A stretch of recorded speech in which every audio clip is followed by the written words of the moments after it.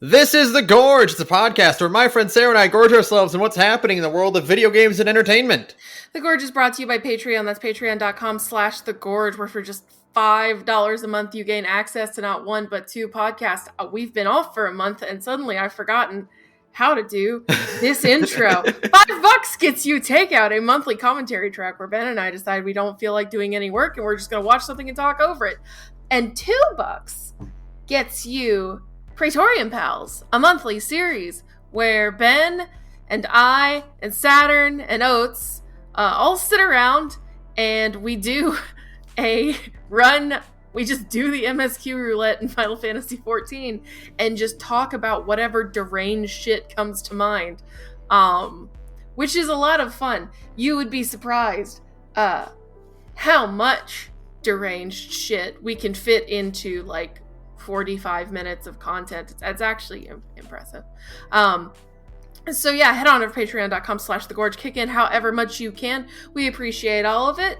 Yeah, thanks. Thank you to Seven the Chronicler, Robin the Bun, Rodsters, Ben's Delivery Service, Palm of Power, Jasper Dredas, Steel Condor, That Guy Red, Holy Star 64, Neon Hellcat, Patrick Perez, Rosie One Half, Saturn, Alice Marks, Ashaya, Magus, Jack, Liam Lane, and that other one dude. Thank you so much for your support. This is getting so long. The patron list is getting so long. I guess that's a good thing. I can't complain. Yeah. It's a good thing because it makes you have to do Atlantica. Yes. In Kingdom Hearts streaming.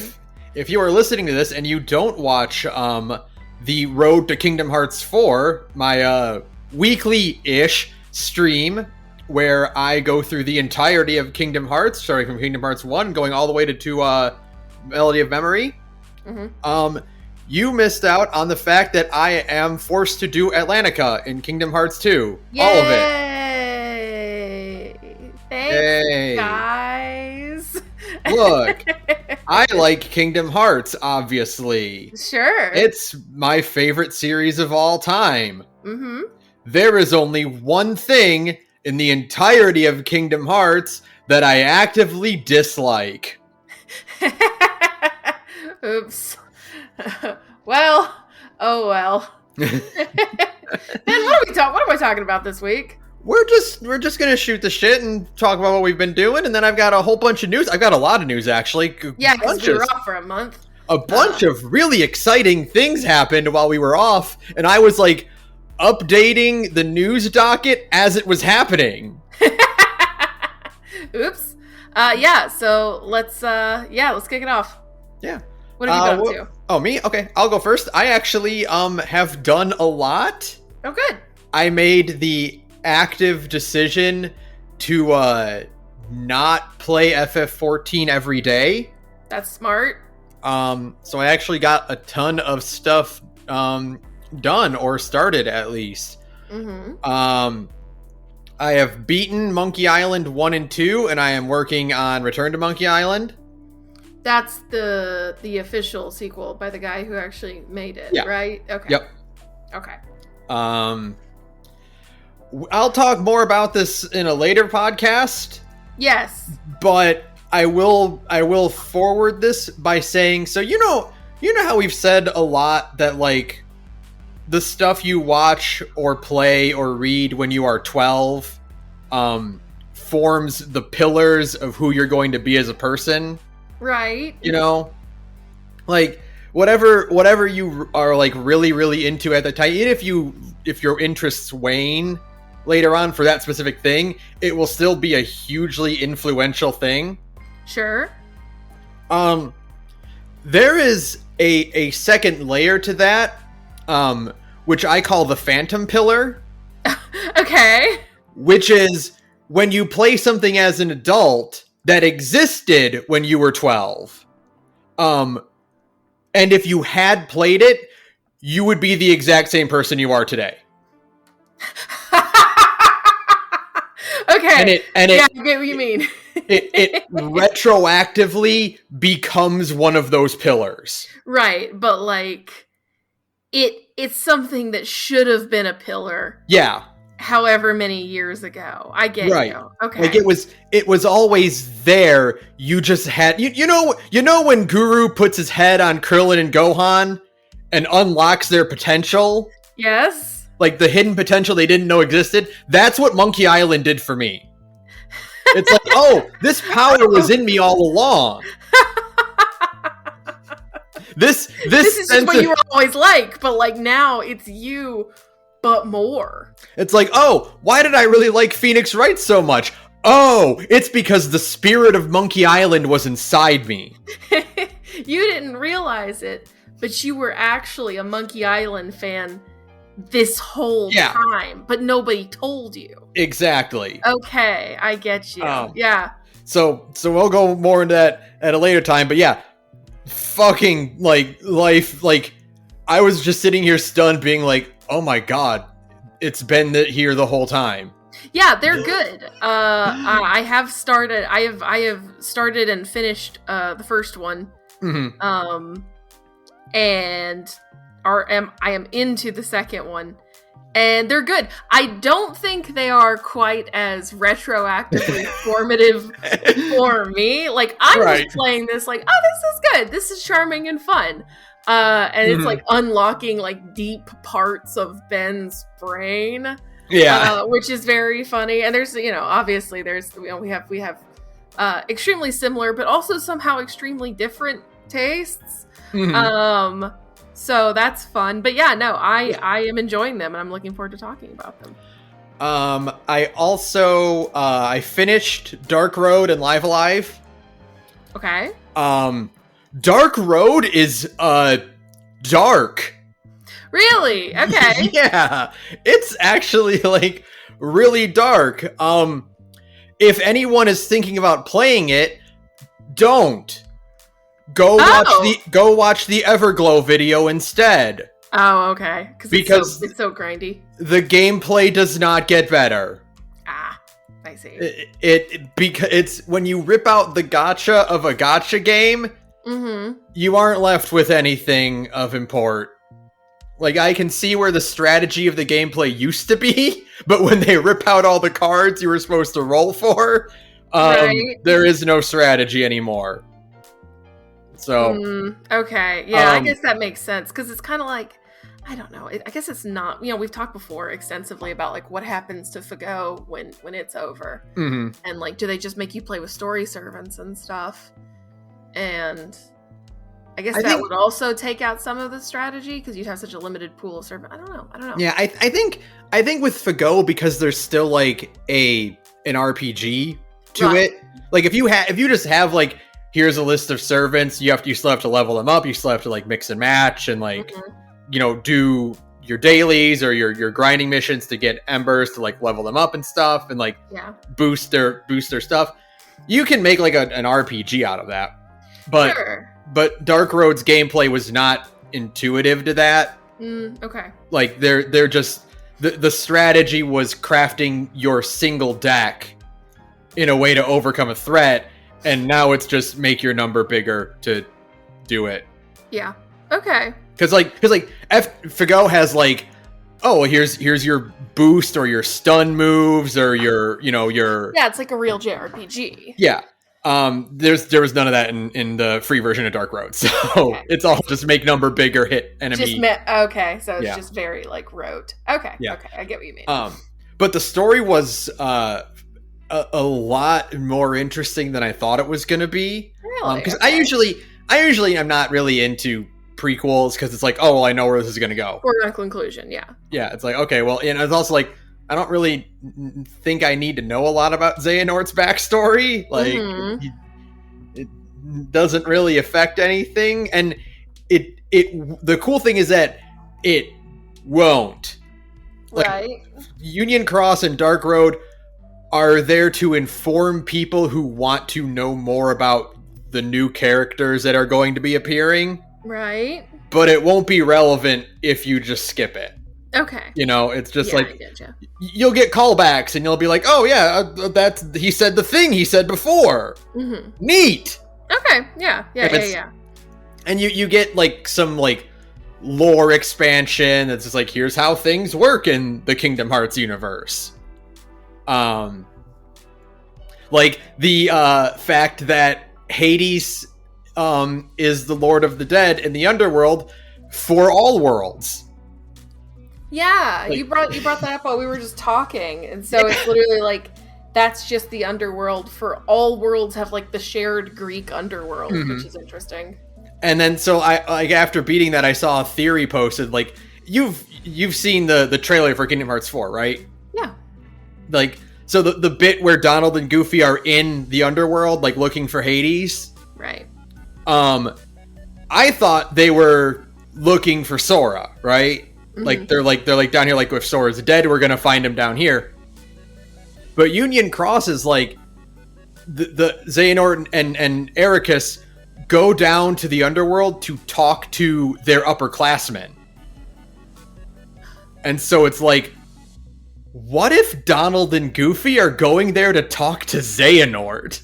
Oh, that'd be fun. That's fun. Okay. Yeah. Like, that would be really interesting. It'd be interesting. Yeah, absolutely. It's very funny to like use the expanding kind of Kingdom Hearts setting like that. Yeah. Yeah. So that was the story is really incredible. It completely skipped the gameplay. There's no reason for anyone to pick up the game. Just watch it on YouTube or something. Everglow always does like amazing presentation of like putting everything in order and like making a really good story out of it. Live Alive is one of the best JRPGs I've ever played. Oh yeah? You finished it. You finished it there like completely. Yeah, the last chapter of Live Alive. There are like moments where I'm like, oh, that's where Toby Fox got it. Okay. Oh, okay. Like the final boss, I looked at it and my first thought was, oh, that's where Photoshop Flowey came from. Oh, really? Yeah. Okay, that's actually really interesting. Yeah, I'll link you a picture of the final boss when this is over, and you'll see it and be like, oh yeah, that tracks now. I see it now.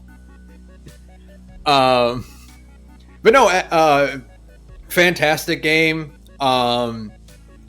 I think my favorite chapter is, besides the last one, is still prehistory and near future. Okay. Because they're the most that are just like, here's a JRPG with an overworld and random encounter battles. Right. Okay. But yeah, that's incredible. What else did I play? Frontiers. Yeah, I'll get to that. That's going to be a longer one, so I'll get to that one last.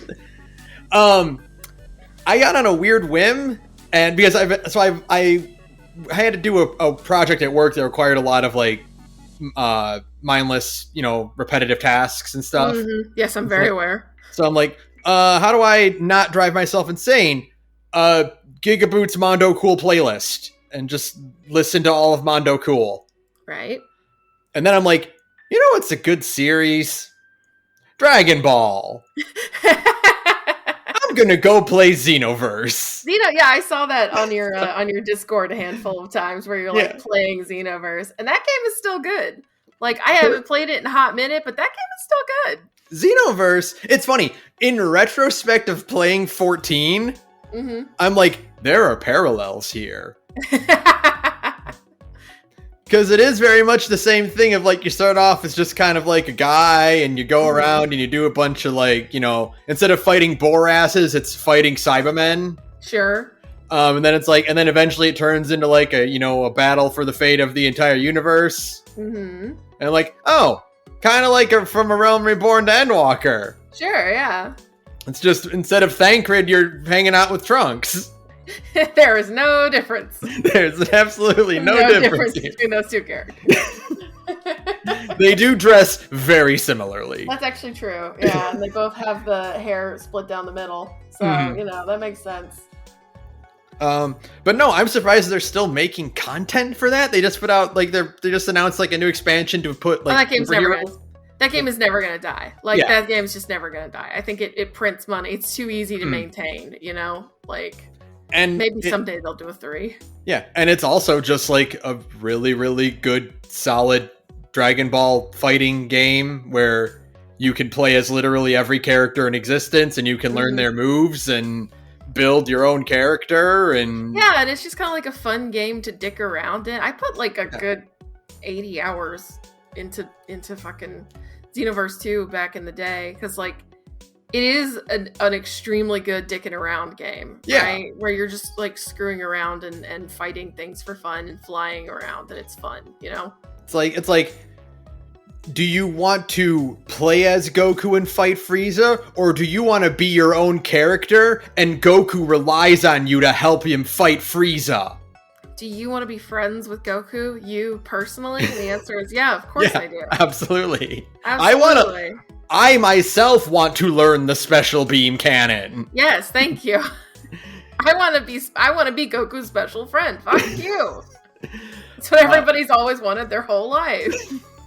And then so after I've been playing that, I saw like tweets from like because I follow like Moscow X and Lanny Pator and Kaiser Neko and all them, and Moscow X put out a video reviewing that was like about one of the spin-off like the superheroes, like the Dragon Ball Heroes manga thing, and it's like people are complaining because like Pan has a crush on Hit in it, and I'm like, what's this about? So I started reading the Dragon Ball Heroes manga. And sure.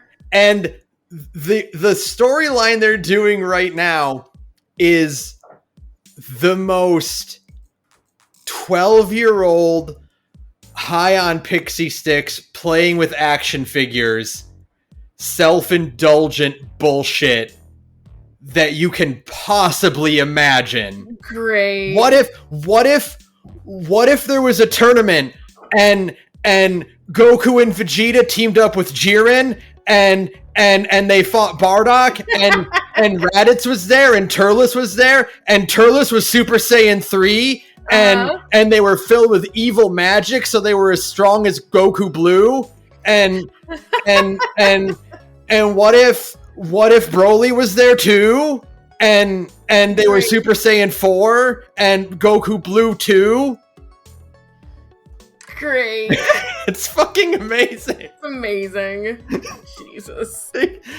We can do whatever we want. One cares. Nobody's paying attention to this manga except for like 15 people worldwide, maybe.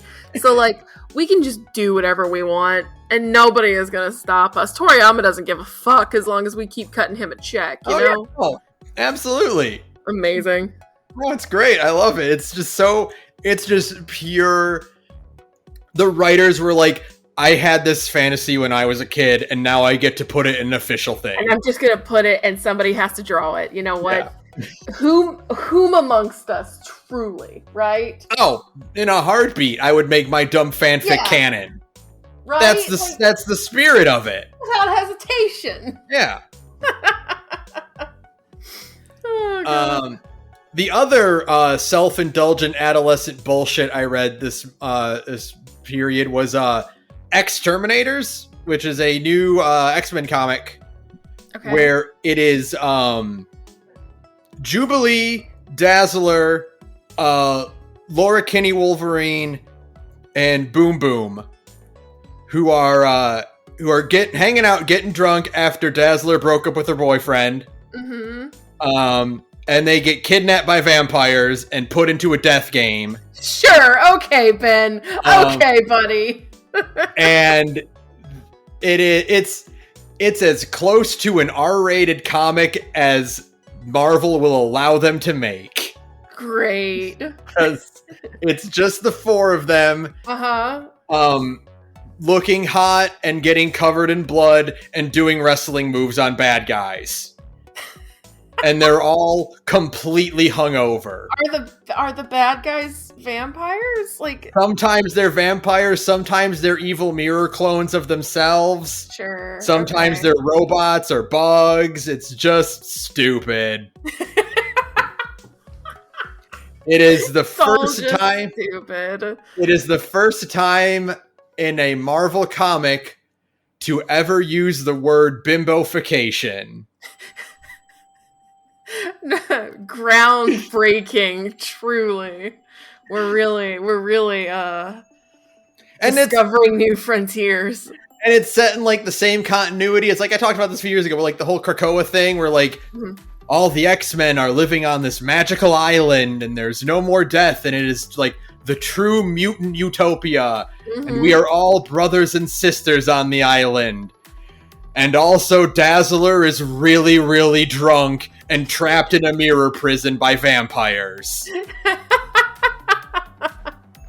Truly, paradise on Earth. Yes.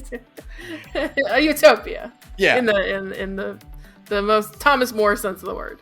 Mm-hmm. Right. And yeah, so also Transformers Earthspark. I know you haven't finished it. I haven't finished it. I watched the first. What did we watch? The first 4 episodes? Yeah, first half-ish of the season. It's the first half of the first half of the season. Cat. Sorry, my cat's trying to walk across my keyboard. Yes. Because they're doing the thing where it's like, oh, here's part 1 of season 1, and then we're going to release the second half in like a month or so. Okay, so yeah, so the first 10 episodes, I have watched the first 4. Mind you, I watched it during a group watch, so I was cackling and talking shit for 85% of it, so I don't, only a little bit of it absorbed as one does, you know. Yeah. But I enjoyed it. It's cute. It's fun. It's just kind of like a cute, fun cartoon. It's not really like, so far it hasn't really set my world on fire. Rise of the Teenage Mutant Ninja Turtles, this is not, you know. It is very backloaded in which like all of the more serious stuff happens in the last like 4 episodes. Sure, okay, that's good. So it's like, well, this is only the first half of the first season, so like the second half of the first season will be more, hopefully more of that. Yeah, more stuff. The Soundwave encounter is the back half. The rematch with Mandroid is the back half, and like, you know, but it's really good. I like it. Humans are the best they've been since Isaac and Sari. Yeah. Which is really saying something. Like it's they actually look not repulsive to look at for one, which is nice. They look like cute cartoon people with nice designs and, you know, good animation. They get to be directly involved in the plot instead of like Jack, Raph, and Miko being like, I don't know what they can do in this episode.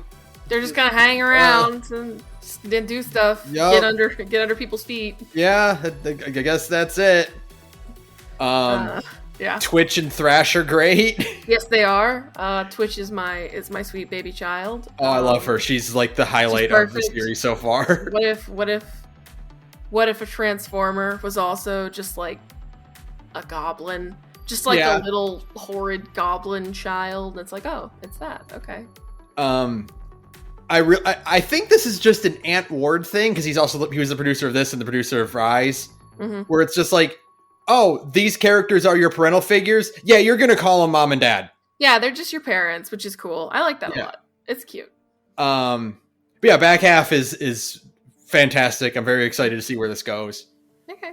But the highlight of this is Sonic Frontiers. Yay! Everybody's talking about it, and it's not bad talk unless you're Donkey, but Donkey doesn't have a brain.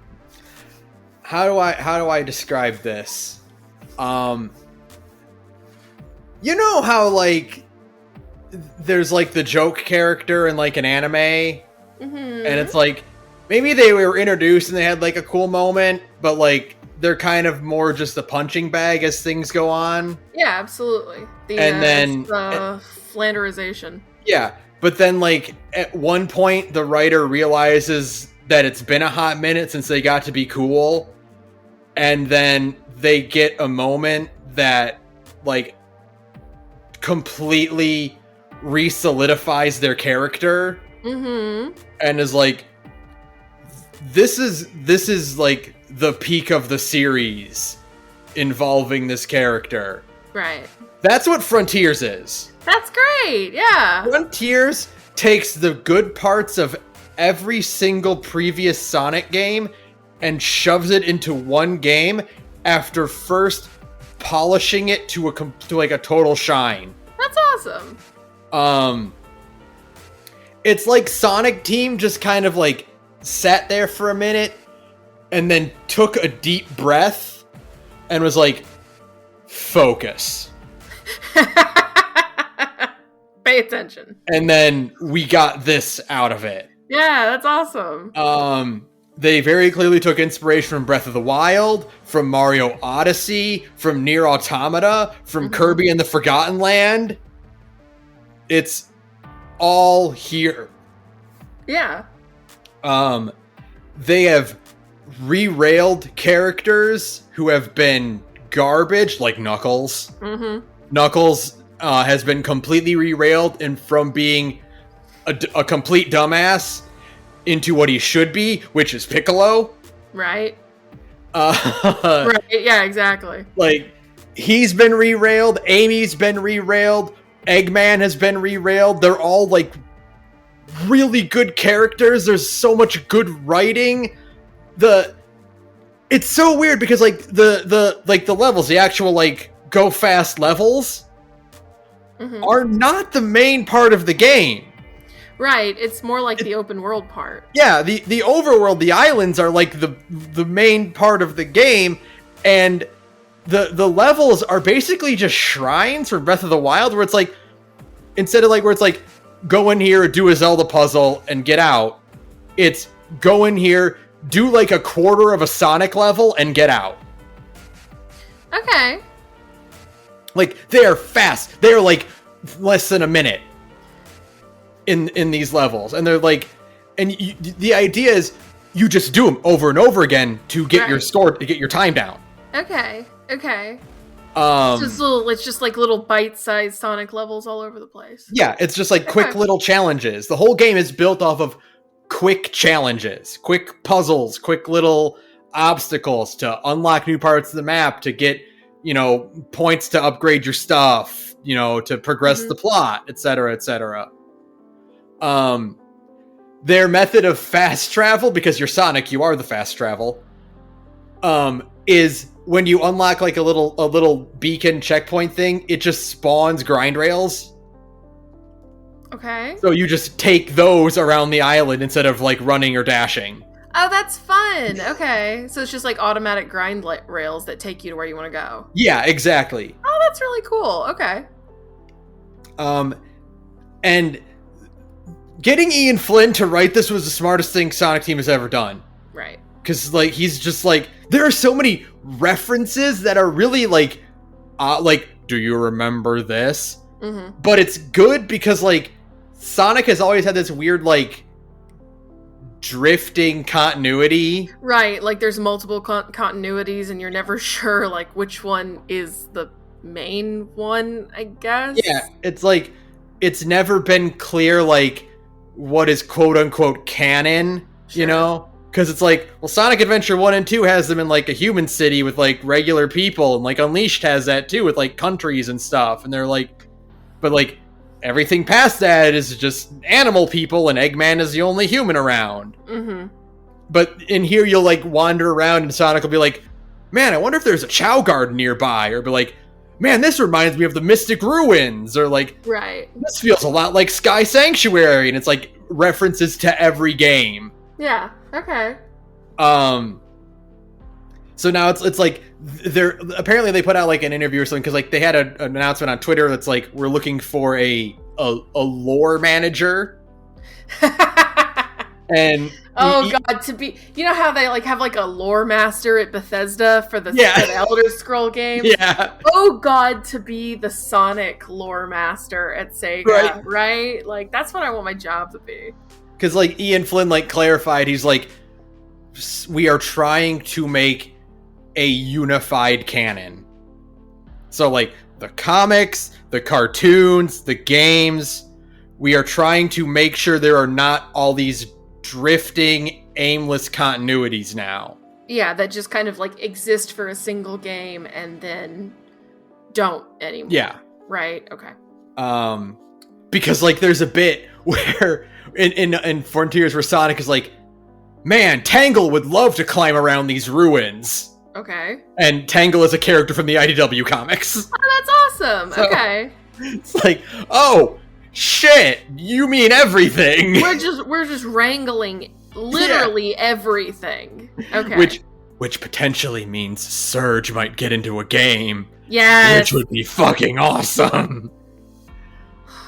There are two moments I've gotten to so far where I had to like kind of like sit down and like process it. Mm-hmm. One, because it was fucking awesome, which is when you fight the first boss, you get the Chaos Emeralds, you become supersonic, and the tutorial thing that pops up that says supersonic does not take damage. Ooh, okay. And it's like, this fight is a fight for you to beat the boss before your ring counter runs out. You are invincible. Nothing can hurt you. Oh, that's fun. That rules. Okay. And I was like, oh shit, this is cool. They did it. They nailed it. They finally understand. The other is that the fishing minigame, like, Big is just here on the island. Like, the plot is like you go to these like group of islands. Tails, Amy, and Knuckles are kidnapped, and they are kind of like digitized. So they're kind of like holographic ghosts right now. They can't really interact with anything. And Big is just here. Okay. Big the cat is just here, and he wants to fish. Just here, and he wants to do a fishing minigame. All video games must have a fishing minigame. And that's how you find audio logs. Is you find them, like, you pull them up while you're fishing, and they're all from Eggman, and he's all like just like narrating like what he's also doing on the island and whatnot. One of them opens with the line, you've played Sonic Adventure 2, right? No, I haven't played a Sonic game in, oh my god. Okay. Oh my god, Ben, I couldn't tell you the last time I played a Sonic game. Okay, well, do you, like, like Shadow the Hedgehog and Maria, right? Sure, yeah. Yeah. Like, the audio log opens with Eggman going, I never knew my cousin Maria. Oh. And I was like, holy shit, I think this is the first time they've said her name since, like, the Shadow game. So, like you said, they're just reaching for everything. Yeah. They're just going for everything. They are tying all this together. And it's just, like, really good audio log about how Eggman was, like, neglected or ignored as a kid growing up. And, like, all the attention was put on his dead cousin. Huh. So, like, his family, like, didn't really acknowledge him or anything. And, like, all anyone talked about was how much of a tragedy it was that Maria died so young. Interesting. And I'm like, holy shit, they're, like, giving him pathos. They're, like, doing plot stuff. Like, the whole thing is there's, like, this like, robot ghost girl named Sage, and she's... Sage, get it? Okay. Sage, Sega, you know. Yeah, I get it, yeah. And she's the one who keeps popping up into Sonic and being like, get the fuck off my island. Right. And he's like, I am trying, I don't know how. You need to help me more, yeah. And she's like, fuck you, leave. And she keeps, like, there's, like, cutscenes where, like, she's talking to Eggman, and, like, he's like, because he's, like, trapped here too, and he's, like, trying to figure out, like, he warps in, he's in this, like, digital cyberverse, and he's like, I've created digital cyberverses like this in the past, but none as complicated or complex as this. Note to self, don't admit that to anyone. That's awesome. Great. But, like, Sage pops up, and, you know, she's like, you know, Sonic is on the island, and he's dicking around and messing things up, and Eggman's like, of course he is. Of course. Work faster to get me off this island so that I can, like, get back to work and deal with my stuff. And she's like, I'm trying. Everything I've done so far has failed, but I'll keep working on it. And he just kind of, like, dismisses her, and he's like, yeah, keep up the good work, and we'll talk later. And then she, like, freezes for a bit. And then, like, the next time she interacts with Sonic, she refers to Eggman as father. Ah, that's great! That's cute. Good for Eggman. He's got a little robot daughter. Good for him. Like, oh, okay. Cute. Okay. Ian Flynn is putting in the fucking work. Yeah, he's, like, actually putting in, like, legitimate effort to make this feel genuine and earned, I guess. Yeah. Okay. It's great. It's so well done, and they're already talking like, oh, this is the testing ground game. we're going to use, this is experimental. Right. And people are like, this is just the kind of throwing stuff at the wall and seeing what sticks, and then you can refine in the next game. Yeah. Like all the stuff, like, which gives me hope, like all the stuff that people are clamoring for and like really love about this is just going to get expanded on in the next one. Right. Good. Well, holy shit, Sonic is back. Good. The Sonic cycle is broken. Yeah, this is the best Sonic game ever, easily. Like it's this, Adventure 2, and Mania. Right. Like and it's a hit. It's a sales hit. It's outsold Mania several times over, which is awesome. So yeah. Hopefully they don't, I don't know, give half the creatives involved with this the boot. You know how it is. Right. Yeah. It's like, you know, Sega, God love them, they can't help but shoot themselves in the foot sometimes. So it's like, please don't. Just let this good stuff keep chugging along, you know? Yeah. Honestly, like, if you like Nier, you should play this. I might give it a shot. I might probably wait till it's on sale, but I'll give it a shot, you know? Like, as a final thing, like, you know, like, you saw, like, the little Korok dudes that are just, like, the little clay pot dudes that you collect? They're machines from Automata. Like, straight up, the whole idea behind them is that they are just kind of like the machines are. Okay. Where it's like, they're just copying things. They are imitating a dead civilization. Oh, that's fun. Okay, yeah, I might give it a shot. I really, like I said, I probably will wait until it's like $10-20 off, but yeah. Yeah, no, definitely worth anyone's time. If you are a fan of what Breath of the Wild did, of what Nier Automata did, or what Mario Odyssey did, pick up Sonic Frontiers. Sure, okay. But that's it. I did a lot of shit. What about you? I actually did more shit than you might realize. I didn't do as much stuff that's in depth as you. But did I talk about Edge Runners last time? No. Okay. Watched Edge Runners. We'll start with that. We'll go from there. I watched Cyberpunk Edge Runners. It's good. It is an extremely interesting show because the director is Imaishi, so Panty and Stocking, and Luluko and stuff like that. So Imaishi directed it. It was written by one of the CD Projekt Red writers. And so it is, for one, you know, everybody jokes, but it's not really a joke considering one of Imaishi's shows is called Sex and Violence. It is a show exclusively about like sex and violence. Okay. And it's really good. It's how to put this?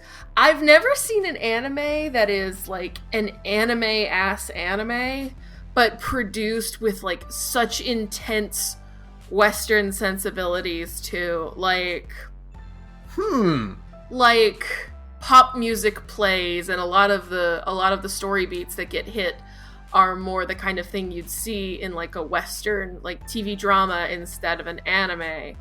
And like, you know, the vibes are very different from an anime that is totally made in Japan. Like, it's hard to even explain, but if you've watched it, you would know. Like the cultural subtleties. Yeah, all the little cultural subtleties. It is very, very much. I watched it with Saturn, who has played Cyberpunk 2077, and a lot of it's actually cool. It actually, like with a lot of people, it made me want to play Cyberpunk.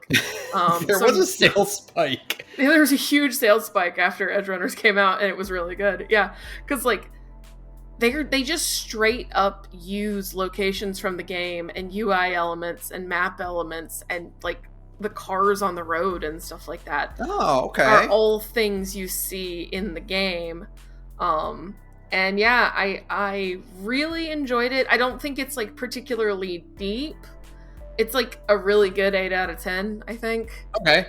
So like motion trigger anime then. Yeah, it's not like it didn't set my world on fire the way like Kill la Kill did, you know. And it's definitely it's not pro-mare, although it is, I guess, pro-mare for straight people in a lot of ways. Yeah. Because it's got the same kind of like color palette. I will say this is one of the coolest anime I've ever looked at with like my own 2 human eyeballs. Like this is the most money Trigger has probably ever had in their lives. Like it's expensive and shiny and glossy and really pretty, and there's so much like technical competence on display. It's, you know, sometimes Trigger kind of gets stuck in the budget hell dimension, right? Yeah. Where they have a lot of really big ideas and about 1/10 of the budget to do them. And so that's how you get the cool things, like the funny things in like Kill la Kill, where the show just becomes like a slideshow as a bit, right? Because they don't want to spend that money animating that, so they're just going to move the characters around without any animation, and that works. There is none of that in Cyberpunk 27 or in Edge Runners. Like there's just none, because like they have so much money at their disposal. The fucking intro theme is a Franz Ferdinand song. Holy shit! Okay. Yeah, like it's packed to the tits with licensed music, and like the non-licensed music is really good. Fucking Akira Yamaoka worked on this. What? Silent Hill, Akira Yamaoka did like the non-licensed music, and like there isn't a lot of it, mind you, because it is like, again, this is a show, an anime produced on Western sensibilities, so there's a reliance on licensed music. That's just the thing. But like the background tracks that aren't licensed are apparently Akira Yamaoka, and that's crazy. That's crazy to me. He was in the fucking opening like the opening credits, and it's like, oh, okay.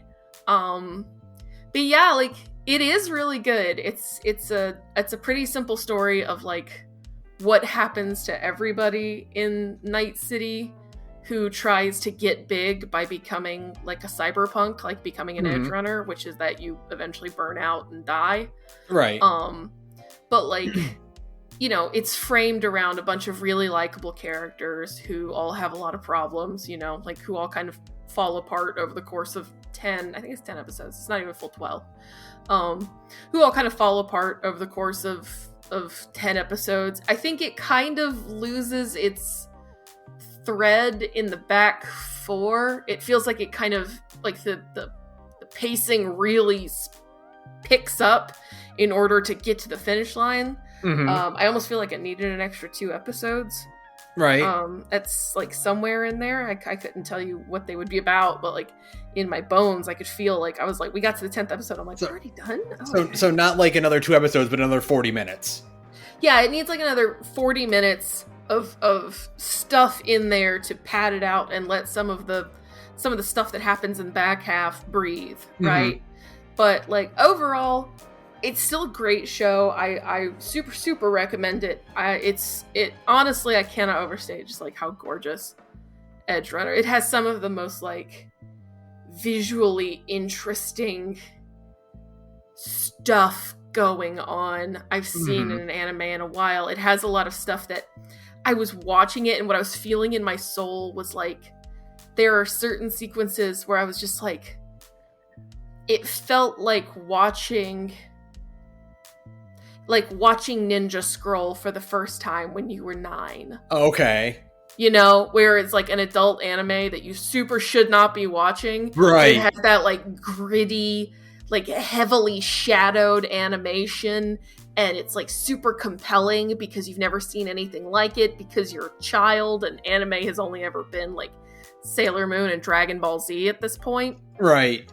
But you somehow acquire a copy of Ninja Scroll or Jinro, which was my other formative like adult anime alongside like Cowboy Bebop and Ninja Scroll and a few other things, like these big kid anime, and they all have those very like heavy shadows and like really potent uses of just like black. And there's stuff in like the heavier episodes of Edge Runners that it looks like that. It has that same grit and grime as an old 90s anime without trying to necessarily like straight up ape the style. Right. It's really good. Like, just from an artistic standpoint, I thoroughly enjoyed Edgerunners. Some of the stuff in it just like keeps on coming back into my brain. And yeah, I liked it a lot. I probably could keep going, but I'm not, because otherwise I start getting into spoilers. Right.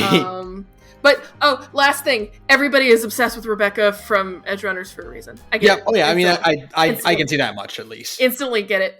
What a wonderful little gremlin child. Perfect. Mwah, 10 out of 10 character. No comments. More, please. Thank you. Yeah, no, Edgerunners is good. What else? 3 games. One of them is a big one. 2 of them are small. I didn't play as many games as you, but I did get bored and picked up some just like cheap or free horror games for funsies. Ooh, okay. Because I am subscribed to Manly Badass Hero on YouTube, and sometimes he'll play a thing and I'll watch the first 2 minutes of the video and I'm like, actually, I'll be right back. I'm gonna go play this myself first. Because he plays a bunch of like micro horror games and stuff. Mm-hmm. 2 of them really caught my eye. One is Map Friend. It is a micro horror game. You can finish it in 20 to 25 minutes. And it is basically horror GeoGuessr, where like you are screwing around on a 90s style Google Maps, right? And going to different points on a map and examining them. And it's like, that aesthetic of very 90s cheap, low poly kind of art style. Mm-hmm. And just like a little small mystery about a plane crash. Like, that's what it's about. But it's just a little spooky, kind of creepy game. Not like super scary, but interesting, because it's, I really like these free or cheap micro horror games. Yeah.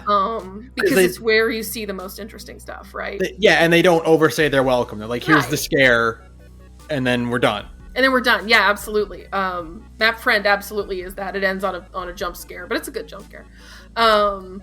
And I liked it a lot. It's got a good spooky kind of atmosphere. It's that kind of, again, going back to this idea of when you're a kid, clicking around on like a spooky conspiracy website that you don't quite understand, and so it scares you. Right.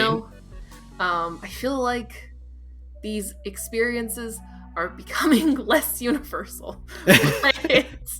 In a certain age bracket, you know what I'm talking about. Yeah. And then the other one is a really fun game called, fun in finger quotes. You personally would hate it. Okay. Like, I think you would despise it because of like how it's full jump scare shit. Oh, okay, yeah, then no, absolutely not. But it's called Porta Boy Plus. The hook is really fun, I will say, because it starts out as you're playing a WarioWare-like on a little GBA on your computer screen. Oh, okay. Like it has a little mocked up Game Boy Advance. And you're playing different WarioWare games on it. Like little micro game, like teeny tiny games, games that take 2 seconds to finish. But the deal is that eventually you realize that every time you lose, at some point you realize you've acquired a shotgun. And every time you lose one of the micro games, the chance of a monster, like, I don't even know how to phrase it. You're like holding this GBA and behind you is a big spooky tunnel.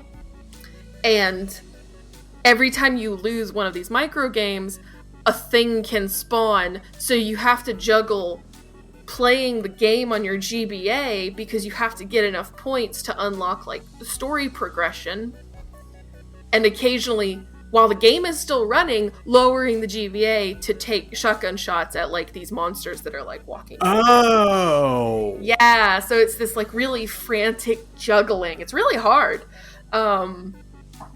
And like, again, simple and cheap, but the thing is that the GBA part of the game is like, or the WarioWare kind of part of the game Like, they emulate the vibes and feel really well. It's really funny.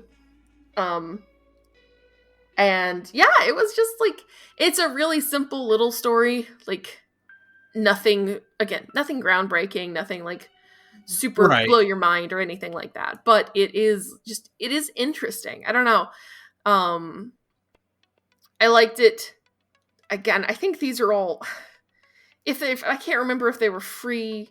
If they're not free, they're like $3. Right. You know, they're all on itch. And they're good. They're just little you unlock little every time you get every time you get 10 points. So you get a point every time you finish a game, right? Like you complete a game, you get a point.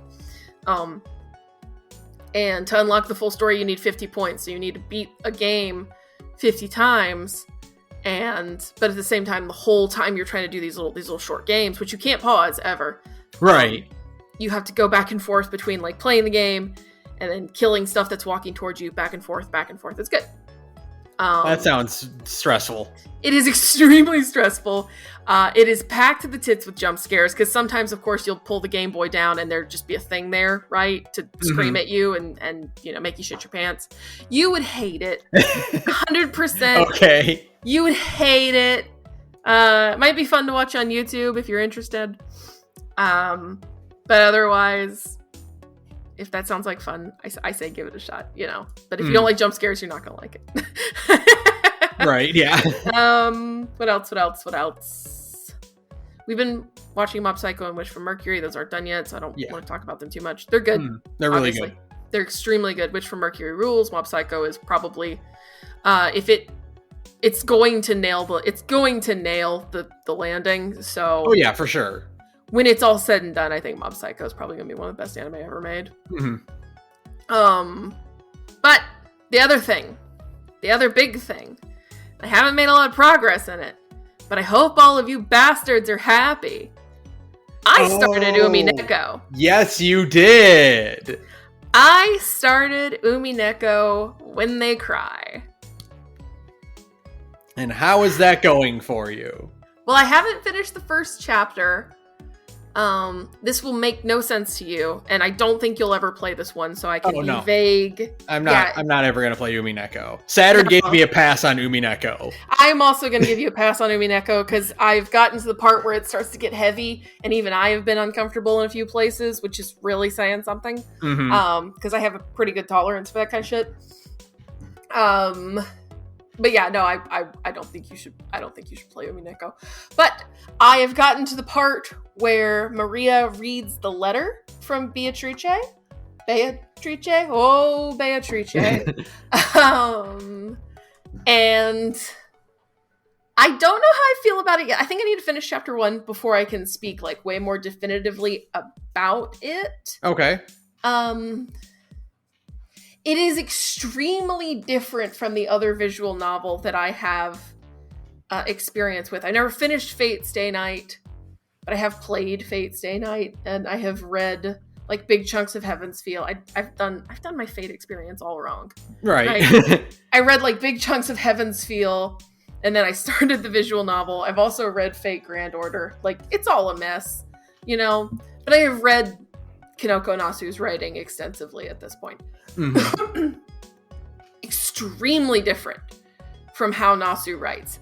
I personally prefer Nasu right now. I like his, like, the directness of his voice compared to fucking Umineko takes its sweet goddamn time. It's longer than War and Peace, and it's because sometimes it's like, just get to the fucking point. Like, right. Just say what you want to fucking say. Like, I get it. I get it that we are stalling for time for like reasons, but there is a part. It's the part where the little girl is reading the letter from Beatrice, and like every time someone's like, read the letter, Maria, somebody else interjects to keep her from reading the letter and being like, could it really be from Beatrice? And I'm like, shut the fuck up. So my beginning with Umineko, I don't hate it. I like it, but it is interesting. And I'm gonna keep going. I like the main guy. His name is Battler. I like him a lot. It is very interesting. That's all I can really say right now. It's very interesting. There were parts of it that I was like, I have already gotten to 2 or 3 parts where I am just like deeply uncomfortable during it because of like what it's about. Because it is like, I already know. Like, I'm not stupid. I can like tell what's being said here. It's about like, you know, how fucking traumatized your parents are and how, you know, and how that has, you know, traumatized you as well, right? Right. And so now everybody's got their fucking problems and nobody knows how to deal with it. And oh god, you're all so fucking annoying. It's a fun visual novel to read as Thanksgiving is approaching. And you suddenly have to interact with all of your traumatized relatives for the next month as we have to do Thanksgiving and Christmas. See your family with new eyes. It's definitely the visual novel for the season. But I am enjoying it. It is fun. I like it that it's set in, I think it's set in 1989. So there's a lot of like economics talk that's being thrown around as well. Umineko is a land of contrasts. Yeah. It holds multitudes is what I'm saying. And there's a lot of economics talk being thrown around, which makes sense because this is the beginning of the Japanese economic bubble, right? This is like not the beginning. This is the height of it, right? This is when Japan had so much fucking money to just throw around, you know, from cheap credit and all that shit, right? Building computers and selling them to Americans and yeah, absolutely. This is you know the cheap credit of the 1980s and 90s and just being able to just throw all of this fucking money around and, you know, big dick the whole world. And yeah, you can like super tell it's very much also about that. The thing I learned is that Ryukishi, the guy who writes Umineko, I learned this while, you know, experiencing one of those parts that like had me very uncomfortable. Ryukishi, before he wrote visual novels, was a social worker. I've heard that, yes. And you can super tell. You can really, really tell. Because he's got opinions on things. Yeah, and he's got like thoughts and feelings about like fucked up families and stuff. And it's like, okay. So yeah. He's got the kind of opinions that can only come from experience. From extremely lived experience. Yeah. So I will report back. I'm going to get back to it tonight. I took a couple days off to because once I got past the letter reading part, I was so annoyed that I was just like, let me get to the fucking point with the letter, goddamn. And then the other thing about the letter is that, like, again, this book is like longer than like 7 War and Pieces stapled together or whatever. So, you know, we get to the part where the little girl reads the ominous letter in the voice of Beatrice, by the way, which was fun. Like, this is a little girl who like has a she's got like some sort of, I would say, developmental disorder, you know, where she still kind of acts very childish for being 9 years old and kind of starts all of her sentences with this which when I first started playing it was this very annoying verbal tick where she starts all of her sentences going like, ooh, like she does a little ooh cutesy sound. And it's cute. And then you remember she's 9 and you're like, but also, it turns out that's actually relevant. That's not just like a cute anime character thing. Oh. That's a thing that bothers her mom a lot. Oh, know? I see. So it's not, so there's like stuff going on. But anyways, you know, so she has this very specific, where she repeats herself a lot and she fixates on things and all this stuff. It's good. I actually have come around on liking Maria a lot. But then, you know, she starts reading the letter from the witch, Beatrice, and she immediately starts speaking like an adult woman, like a grown woman. Like, oh, okay. and it's like, oh, okay. Here's the thing, though. You think they finish the letter, and it's this big dramatic moment. And you're like, great, that's where you end the chapter, right? No, I'm still in chapter 1. I've been reading so goddamn much, and I'm still in chapter 1. And it's like, why did I get on Ryukishi's Wild Ride? I was tricked. Look, see, if not even for the subject matter turning me off of it, I don't know if I could do a 90-hour visual novel in general. I think it's more than 90 hours is the thing. Because,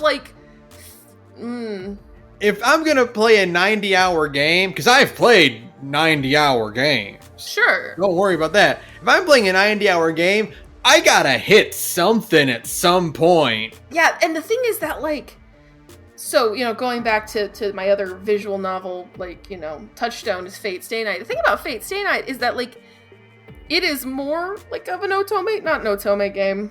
Like an eroge, like a dating sim. Yeah. Not like hardcore. Not like a true dating sim. It's still more of a fucking visual novel. But, there is an element of picking dialogue options, and there are 50 bad ends or however many bad endings you can get in Fate Stay Night.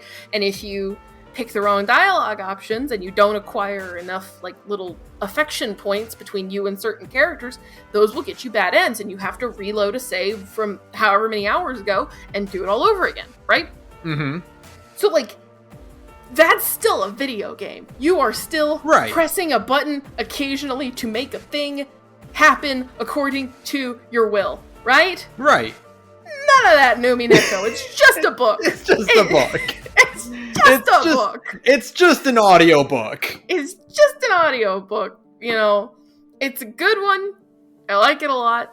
I am enjoying it. It sounds like I'm bitching a lot, but I haven't gotten to the meat of it yet. I'm still in the introductory phase, which is, again, insane, considering I've been playing it for a while now. Imagine if your appetizer took 15 hours to eat. Yeah, that's Final Fantasy XIV, A Realm Reborn. Again, which is why I can power through this. Again, at least in A Realm Reborn, I was hitting something. I was hitting a button every now and then. I was swinging a sword at a giant skeleton every so often. In this game, there is none. You literally can just turn the auto advance text on and just sit back and read, and it's that's fine. It's like cool.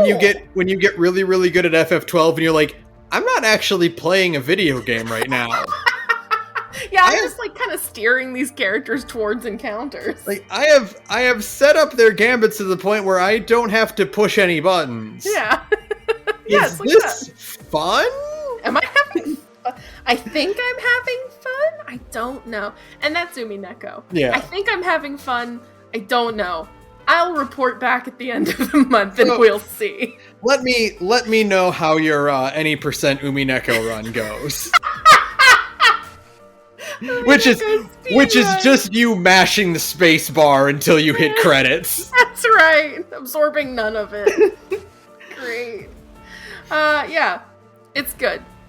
I like it. I do. I'm getting back to it tonight, so I'll report back. Yeah. Okay, I'm done. All right. We do have a boatload of news to get through. Okay, so let's lightning round some of this news, Ben. We'll try to muscle through it. So we're gonna hit a roadblock at first because this was an evolving story. Okay. Bayonetta's original voice actress. I urge people to boycott this game over insulting pay offer. Oops. You fucked it up for everyone else. Thanks, Helena Taylor. Great. Oops.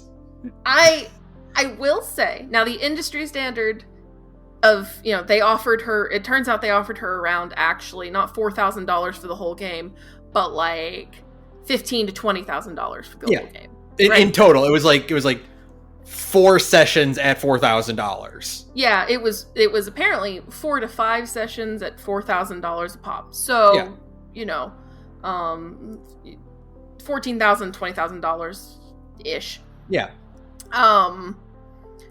And which is that's the industry standard. It's the standard, and the standard is not a lot.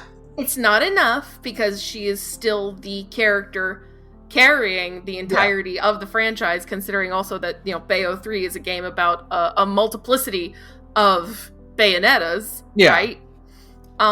So that'd be a lot of work and a lot of recording and a lot of stuff. So $20,000 is not a lot.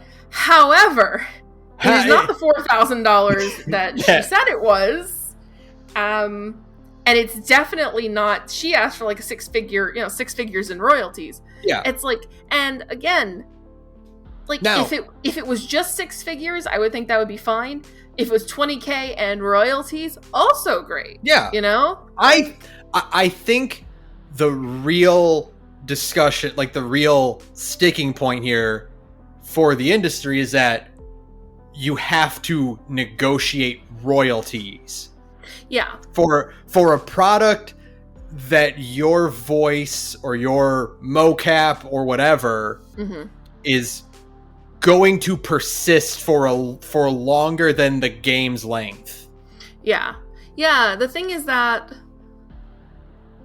like royalties are kind of what lets creative industries exist. Like, you see that a lot in like TV and movies and stuff, where like, because creators are getting royalty payouts, they can do like other smaller niche things because they have that guaranteed income from royalty payouts, right? John Carpenter of Halloween fame has made his entire career off of that. He does weird niche projects because he makes a shit ton of money off of Halloween reruns every October. You know what I mean? Emo Phillips has a great bit where he did an interview and he showed off his royalty check from Weird Al's UHF movie, which is like 85 cents. Yeah, exactly. And it's like, but the check comes in. And the thing is that, like, yeah, if Helena Taylor had gotten $20K in royalties, that would be fair. If she had just gotten a flat six figures, that would be fair. Yeah. But like, the wrongness of Helena Taylor lying. Yeah. And the wrongness of Platinum only offering her $20K can both exist at the same time. Yeah. The totality of her lie sabotaged any chance of her ever getting anyone's sympathy and actively ruined the discussion for future poison the well, as they say. Future negotiations of voice actors trying to get a fairer shake. Yeah, that's like the stunning part of it to me. It's just like the selfishness of it all. Yeah, if she had, like, even when it first came out, and she like did her things, and she's like, I only got paid $4,000, and she's asking people to boycott this game. I was even willing to overlook her like throwing Jennifer Hale under the bus because like she's mad. She's mad, yeah, and of course. Like, you know, you're gonna say things. You know, she's probably spiteful, and she's probably gonna say something that she doesn't necessarily mean. Sure. Because she also probably doesn't know that Jen Hale is like one of the biggest advocates for voice actor rights. Sure, yeah, you absolutely. know? Yeah. And it's like, okay, I mean, I get it. You're mad at the company, and you would be mad at whoever they call in to replace you. That makes sense. But then it's like Jason Schreier being like, oh yeah, no, that's bullshit. Yeah. And it's just like, you know, damn. It doesn't help that Hideki Kamiya acted like a shithead on Twitter either, and didn't just like clarify like an adult man, right? You know, that it was the 1-2 punch of like people being like, well, there's no way Helena Taylor would be this stupid to completely sabotage her voice acting career going forward, right? And also Hideki Kamiya's being a huge dick about it. Right, so it's like, oh, okay, well, that makes it seem extremely true, right? Yeah. When you get on Twitter and act like a huge dick about it, and then it's like, well, no, actually, and the thing is that if she had just told the truth in the first video, and been like, they only offered me $20,000, I think a lot of people still would have been like, oh, that sucks ass. If she had said, I'm the voice of Bayonetta, they didn't offer me royalties for this game, you know. They only wanted to pay me $20K, and you know, for voicing like most of the cast of the game, right? You know? like I think most people would have been like, yeah, that sucks ass. Actually, yeah, I still would have been on her side. I would have been like, Yeah, that is actually bullshit that you have done this character for this long and you are like the iconic part of Bayonetta. Like, she got cast before the Japanese voice actress got cast. Yeah, exactly.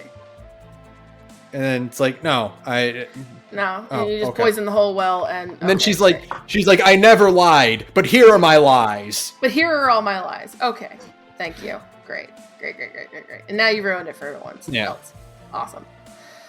Next, Comcast pulls plug on G4 TV, ending comeback try for Gamer Focus Network. Extremely funny to see the completionist. Well, not funny. It sucked ass, but funny ? To see his name is Gerard. I can't remember his last name, but he's called the completionist on YouTube. He's part of Scary Game Squad. To see Gerard be like on Twitter going, yeah, that's how I found out too. I found out through a news article that I don't have a job at G4 anymore. Cool. Yeah. Everything about G4 sounds like it was cartoonishly mismanaged. Oh, total incompetency. Yeah, like clown shoes salaries for talent that for like money they just didn't have. Right. Yeah. And like G4 as a concept has been completely invalidated by the advent of YouTube. Yeah, absolutely. Like, oh, what do you get? You like remember like before YouTube they would have like, here's a show where we just show trailers. Yes, I do remember that. That was cool. It's also not necessary these days. No, not even a little bit.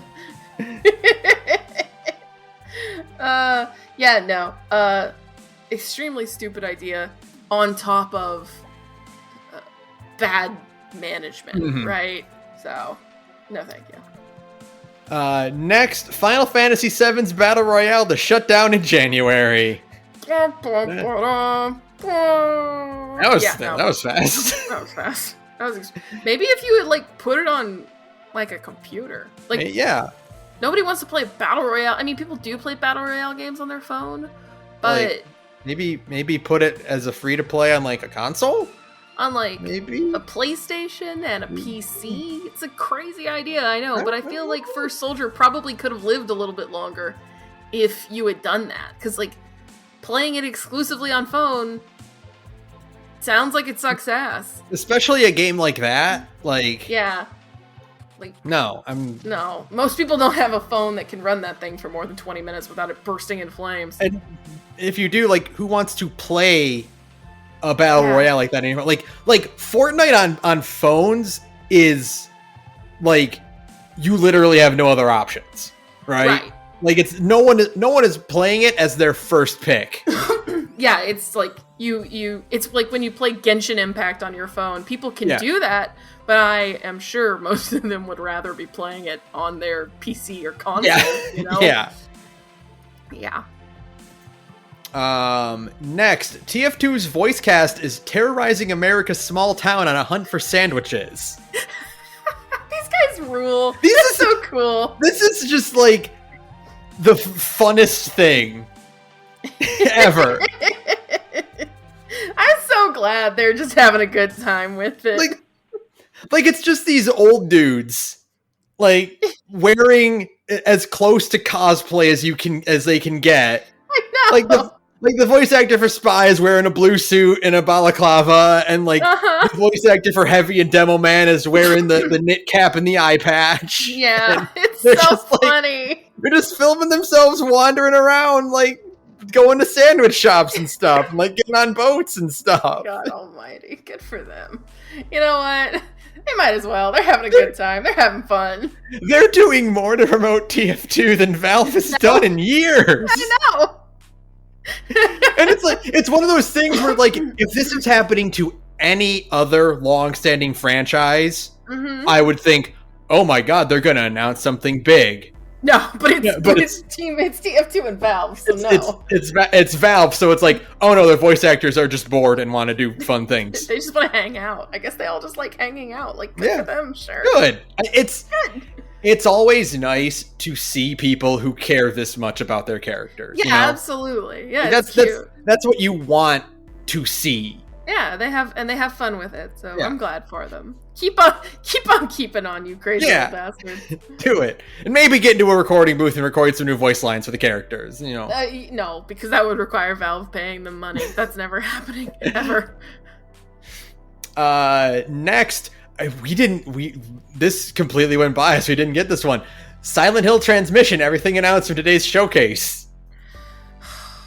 None of this I care about. I do care about one thing, because speaking of Umineko, there is a single game in there that I care about, and it's the one that's being written by the Umineko guy. Like, they're doing a Silent Hill VN? Question mark? I don't know what it is. But it's written by fucking Umineko guy, Ryukishi. And so, like, I guess I can play that one. And it's also set in Japan. It's set in Japan, yeah. So that'll be interesting. That's the only thing in that entire thing that, one, set my neurons ablaze, and two, quelled my rage. Yeah. Because everything, like, I was so desperately hoping the Bloober Team Silent Hill 2 remake was a false rumor. God, I really was just praying every single day that it wasn't true, right? Yeah. God. Oops. It looks bad. It looks bad. Why does James Sunderland look like Markiplier? He looks like Markiplier. It's not even that. It's not even like the graphics or them talking revoltingly about updated gameplay and combat and all that shit. It's just the principle of the thing existing. It's so like, this is existential, so just sit tight with me for a minute. It's like spiritually ugly to me. Yes. Like, no, I get what you mean. Yeah, it is like, it is so, I hate looking at it. I don't even like to think about it. I don't like to consider it. I had a visceral reaction while watching the trailer and had to just turn it off after a few minutes. Like, I got maybe 60 seconds into it and I was like, I can't do that. No, I can't do this. I can't watch this. Because, one, Silent Hill 2 just means that much to me. And two, this game is so, ugly and cynical, and I don't mean that from a visual standpoint. That's a good way to put it, is that it's cynical. It is just because there's no way to play a good version of the original Silent Hill 2. You have to download the dog shit PC version and then rely on a, mind you, really good fan patch to actually be able to play Silent Hill 2, like the OG Silent Hill 2. They don't want to release that. They want to put out this awful remake that has no reason to exist. It feels like the special edition original Star Wars trilogy, right? Right. But like the worst version of that, where it's like, oh no, we're gonna go back and fix this old bad game. Yeah, we're gonna go back and fix this old video game and make it good for a new generation. Never mind the fact that Silent Hill 2 as it is perfectly good for any generation. That game is still gorgeous. There's no graphical upgrade that Silent Hill 2 fucking needs.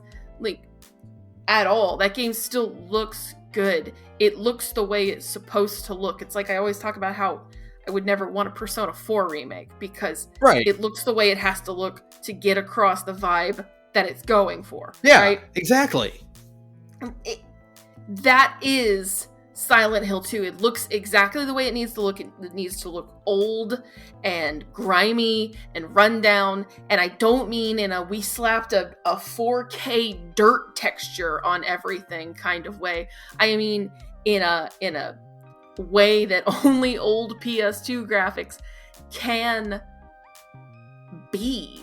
This game it literally cannot contain any of the love or passion that was in Silent Hill 2. It is physically incapable of it. The analog of Silent Hill 2 Classic is crucial to that game. Absolutely. Absolutely.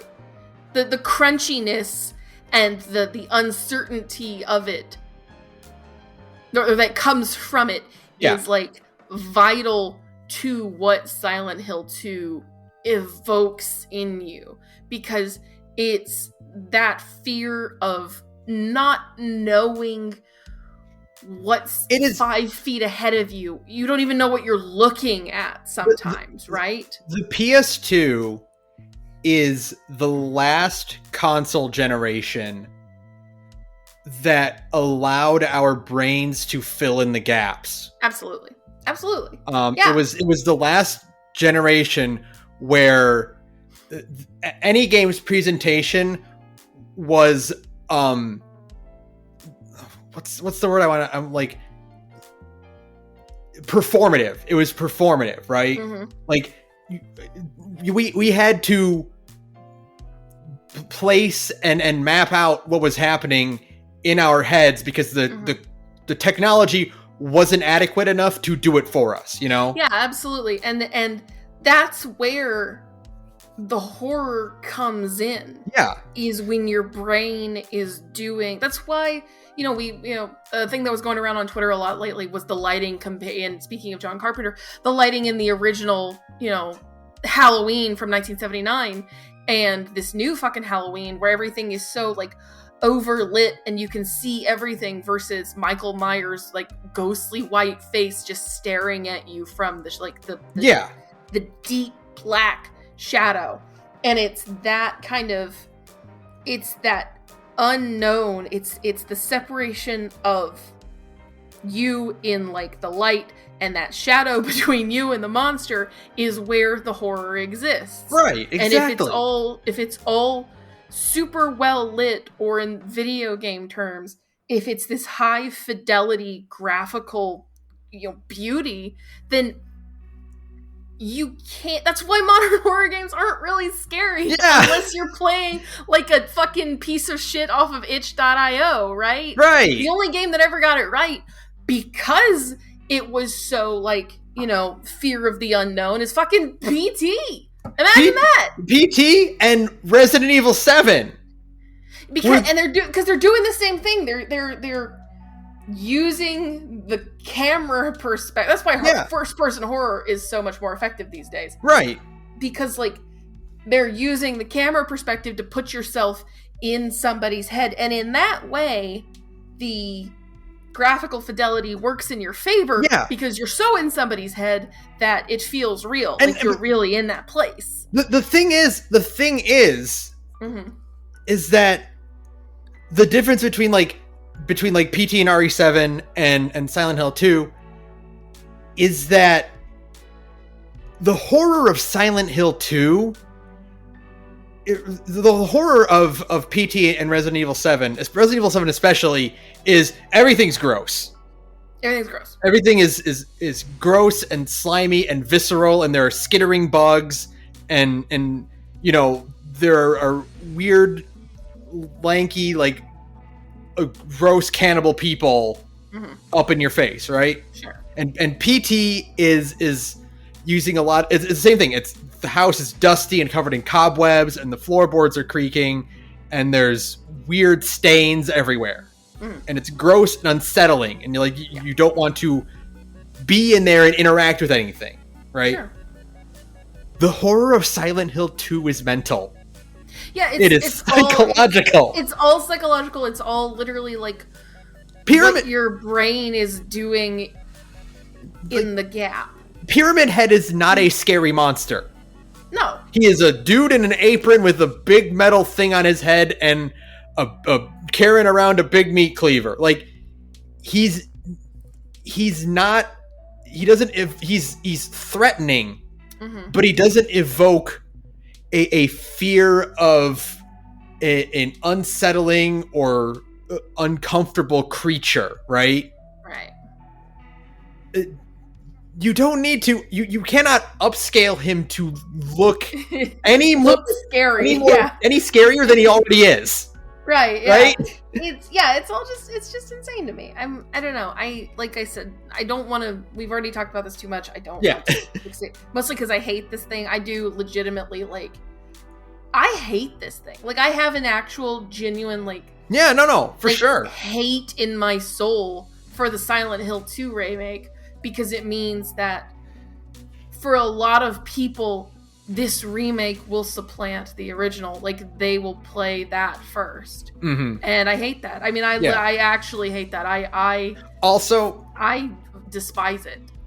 Also, the cynicism of, no, we're doing Silent Hill 2. Yeah, we're doing Silent Hill 2. We're not going to do... We're doing 2. We're doing the one that matters. We're doing the one that matters. And it's like, whatever. Fuck you. If you're going to do this, do it right and start with 1. You know, honestly, Silent Hill 1 would maybe benefit. Yeah, I mean, not from Bloober Team because they're creatively bankrupt. I mean, 1 had Shattered Memories, and that was a really cool concept. Yeah, you know? So... The point is, I hate this game. Yeah. I think it's rancid and spiritually ugly, and with none of the like love and passion that say the Resident Evil 2 remake was made with. Right, like to me, that's what sells it. Like this is not the labor of love that RE2 remake was, because we had RE1 remake already. And it was great. Yeah. And it's like, oh no, we are doing this to revitalize the classic Resident Evil franchise, right? Right. This is, we're doing Silent Hill 2 because that's the one everyone cares about. That's the one everyone cares about. Yeah, it's not like a love for the franchise. It's a desire to just kind of ride off the coattails of the most beloved game in the series. Right? Yeah. Mm-hmm. I hate it. I think Bloober Team themselves are creatively bankrupt. They are a bunch of hacks and frauds who can't write, can't program, and have ugly art design. I think everything they make is bad, and I think they're shitty writers, and nothing... Bloober Team has never produced anything good, and Silent Hill 2 Remake will also not be good. So yeah. Also, J.J. Abrams is doing Twitch Plays Silent Hill, and I'm gonna fucking vomit. Yeah. Next. At least there's a Ryukishi for that Silent Hill game coming out. Cool. Next. The Virgin Silent Hill transmission and the Chad Resident Evil showcase. Yeah. God. Holy shit! The Resident Evil showcase was amazing! Yeah, absolutely. Dude, all the stuff for the Rose stuff for RE Village looks really cool. It looks good. That's out now, actually. Yeah. I gotta go play that. I need to play that at some point, yeah. I was really bad about playing DLC. Third person version of RE8 will be a really cool way to experience that. Very funny that they still are really committed to this whole bit of not showing Ethan's face. Yeah. Yeah, it's very funny. It's weird. But most importantly is we got a hell of a look at the RE4 remake. I am tentatively excited for the RE4 remake. I think you can afford to be as excited as possible because classic RE4 will never go away. That's true. This is not a Silent Hill 2 situation. The Resident Evil 4 remake is an entirely optional way to experience RE4 because the original is forever. The original is not only forever, but available in as many formats as humanly possible. Yeah. And also has an extremely good fan HD upscale that everybody should play because it looks incredible. Like, oh my god. But yeah, no, it is. So like in that way, like I'm okay with it because it's very easy to play Resident Evil 4, like the OG one. Yeah. So like, I think it looks interesting. I think it looks interesting. We've already seen he can do the roundhouse kick. That's roundhouse kick. He can now knife parry. Yes. Which is so cool. I just need, I will say, extremely funny, the downgrade that Luis got. It's very much, he's so ugly. He looks so bad now. It's really funny. Ashley looks really, really good. She looks cute. But poor Luis is Luis he really got the short end of that stick. Carlos, this is not. You know what I mean? It's the fucking flirting versus harassment. But it's classic Luis saying, "I see the president has equipped his daughter with ballistics." And that's just flirting. Yeah. Versus this new Luis saying, it's like, hello, human resources?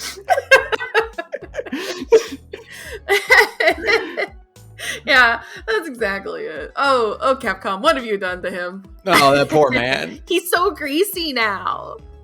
Yeah, I mean, I guess it makes sense because like he's been trapped in this creepy village. I guess that makes sense. He's been stuck in a basement for like a month, but yeah, still, like, come on, man, wash your face a little bit. It's so bad.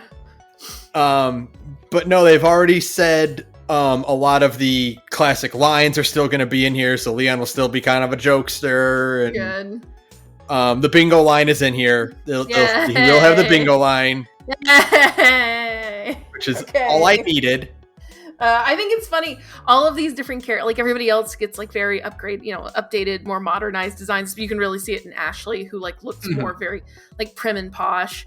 I don't think she looks as much like a young college student, but it's fine. Like I still like her design.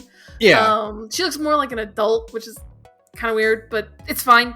The funny thing is, they were like, no, Hunnigan is perfect. We don't touch Hunnigan's look at all. She's perfect the way she is. Looks exactly the way she is. Good for Hunnigan. You know what I mean? Yeah. I am, like I said, I'm still going to be tentatively excited. I'm sure it's going to be fine. I'm sure it's going to be great. I just worry that we're going to get a Resident Evil 3 situation where we're just missing stuff. I don't think that will happen for RE4 because it's RE4. Yeah. And I think Capcom knows that like all the stuff that got cut from RE3 rubbed people the wrong way. Sure. But like what we have seen so far looks incredible. Looks really good. Yeah, absolutely. And yeah, I'm very excited to play this, and I'm also excited to play the classic for the first time. Yes, because I still have not played RE4. You need to play RE4. We need to make that happen at some point, because shit, that stuff's good. That game's real good. Yeah. There was something else. The costumes that Leon gets are so good. Yeah. They're really good. I like that he just kind of looks like V in one of them. Yeah. Although those cowards need to take his shirt off if you're going to make him look like a spooky, V cosplayer. Do it. Go all the way, you bastards. Okay, so next, Disco Elysium writer seemingly files a lawsuit against his former company. Good for him. That's good. Sue to get your 16-year, passion project back. Absolutely. I hope he wins. I hope he rinses them for all they're worth. I hope all of those fucking vultures get redacted, as they say. Yeah, I that's mostly what it boils down to. Is just like, I hope that he sues the unholy hell out of them. Yeah, nothing to report on besides that, because obviously it's all very hush-hush and... Sure, at this point, I mean, once it's like official that there's like an actual lawsuit going on, we're not going to hear anything for another year, Right. James Gunn and Peter Safran to lead DC films as co-CEOs. Sure. Snyder fans in shambles. This is extremely funny to me because he's still making Marvel movies. Yeah. It's very fun. It's like making the CEO of Burger King also the CEO of McDonald's. You know what I mean? Yeah. As far as what few DC films are left after David Zaslav guts everything creative that Warner Brothers ever makes. That's correct. Why continue to just chop everything down. Why would you want to be the head of the company that makes Bugs Bunny if you're just going to dismantle everything at all to do with entertainment? Like, what does David Zaslav think Warner Brothers is? He thinks it's a machine that he can just trim parts off of until it starts creating profit. And that's it. Like, there's no other, like, you know... I mean, there is no other love or passion or anything like that. I mean, that's all of them. I mean, that's you know, there's no CEO in America gives a shit about being the guy who's in charge of Bugs Bunny, right? Like, no, none of them care. That's the thing, is that you cannot conceptualize them as human beings. This is a worm. He's just the first one to, like, actively go for it, you know? Sure. Like, absolutely. I don't think, like, the CEO, whoever it is, I can't even remember who it is for like Disney or anything. Like, JPEG. It's JPEG, that's right, yeah. It's JPEG. I don't think I think he thinks the exact same thing. He's like, I would love to gut all these stupid animation projects and just do only the things that make money. Right. But I can't do that because the people underneath me will kill me. Yeah, because they have some weird idea that it's the movies and cartoons that make the money, but that can't be right. That's right. Money should just be, like, produced from midair, right? Well, you know, we'd make more money if we didn't have to spend it on the animators making these Movis? Yeah. Mavis? What? A carton? A carton of what? Yeah, There's mice? Where are the mice? Set down some traps. Bleak. It's just bleak, you know? Yeah. Excuse me. No, so, like, David Zaslav just being, like, actively, like, just taking the axe to all of the golden geese. And being like, no, the eggs are inside. Yeah, we just have to cut the goose open and take all the eggs out. Yeah. What do you mean that won't make any more eggs? What? Well, we won't need any because the eggs will just be here. Well, the thing is that he doesn't care about that, because then he'll get fired for ruining the company, and we'll get a tidy, severance package, and then he can just fuck off into the sunset. Like, that's what I mean when I say these people are worms. They're not human. In his stupid fucking padded vest. Have you ever seen a picture of him? Yeah, I can't stand to look at it. The most punchable face I've ever seen in my entire life. What are you on a fucking company retreat? I hate him. Like, wear a tie, you jackass. Vile, just climbed out of a fucking trash pit. Yeah. Octopath Traveler 2 devs on the game's evolved use of 2D, HD 2D, and more. This is just a neat little interview where they're talking about, like, oh yeah, Octopath and Live Alive and whatnot, blah, blah, blah, blah. Important thing is, they were like, oh yeah, we can use this technology to do, like, really visually impressive things. Like, say, quote, by envisioning the beautiful pixel art scenery they drew back then, the trial scenes in Chrono Trigger, for example. Every now and then, The Gorge is a podcast solely exists for one reason, and that reason is to go, hey, Square Enix, what if you made Chrono Trigger look like Octopath Traveler? What if you did that? Would that be cool? What if you remade Chrono Trigger and you put like the HD 2D stuff in it? What if you did that? What if you remade Chrono Trigger and you made it really, really cool? I noticed that a lot of NPCs in Live Alive look like the NPCs in Chrono Trigger does. Does that mean anything? Maybe that means something. Maybe you're like trying something. Are you like signing something to me right now? Are you like winking at me a little bit? Like you're kind of like nudging. You're kind of like nodding your head. Like, from across the bar, and you think I look cool? Hey, do you want to like do something with this, please? I'm just saying, like you could. Not to sound desperate, but I actually need you to really fucking do this immediately now. Yeah. No, I mean, please remake Chrono Trigger. Please. Maybe someday. maybe that'll be like the big announcement at Game Awards this year. Maybe that'll be it. You shouldn't dream like that. That's too cool of a thing for how bad the Game Awards are. By the way, already calling that one right here and now, folks, on the podcast. We've been gone for a month. I know that. I'm sorry. I had a mental breakdown. Very willing to call that right now here on the podcast. The Game Awards are going to suck ass this year. Yeah, I think we're going to have a bad year. We're going to have a real bad year this year. Just putting that one out. I could be wrong. We might get a really cool Final Fantasy 16 trailer. Who knows? Maybe. I don't know. It'll probably be bad. So. Remember that year we got No More Heroes 3 trailer?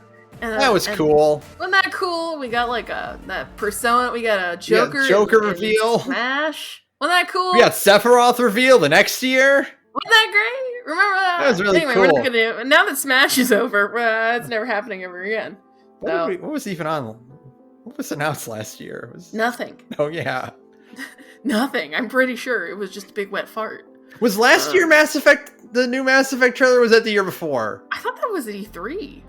No, it was at Game Awards, because that was like the last time, like, we felt joy. Year before then. I think it was the year before then, because like that would be too recent. You know what I mean? Like Mass Effect. It's been a while since Mass Effect 4 has done anything. Yeah, I think I don't even remember what last year's was, but I remember it was nothing worth remembering. That's correct. Was it the Fast and the Boy, Mass Effect 4 just doesn't exist. Yeah. Next, prolific game news account Nibel has quit Twitter. I'm really sad about this one. Yeah. He's cool. Nibelian is a cool guy. I understand what happened. What happened is he started Patreon and then realized, like, I don't actually make anything of value enough to justify a Patreon. Yeah. And then just decided, like, I'm actually going to take a step back and do my own thing. And try and figire it out. But I am very sad to see him go, because he was, like, the source for, like, news and leaks and like, big breaking news and shit like that. It's just fucking, Wario 64 now, and that bit from the Splinter Cell DLC a few years ago where Sam Fisher came back and like, well, it's only me. It's only me, and it's Wario 64. Yeah. No! Wario 64, don't leave us! Oh god.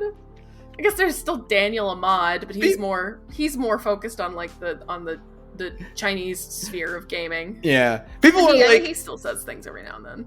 People were like, I'm gonna miss you, Nibelian, like, and like Dave not David Jaffe, Jeff Keighley? Jeff Keighley, yeah. Jeff Keighley posted like a picture of Mob. And yeah, but it's Nibelian's icon was just Mob, which is great. But I'm seeing this and I'm like, he's not dead. He's not dead. He's just like taking a break. He just left Twitter. Yeah, he's just not gonna be doing like news breakdowns anymore. Anyways, I hope he wins Content Creator of the Year, because I don't know who the fuck any of those other people at the Game Awards are. I know I'm old, but come on. Who will go up to accept the award? Mob. Yeah. Just be Mabu, you know? Oi, Mabu. Oi, Mabu. Oh, God. What else? Next, new trademarks have been filed for the horror game from Suda51 and Swery65. What is it? It's called Hotel Barcelona. Cool. And I'm okay with that. And I am glad that Swery and Suda are fusing together to form Suderi 116.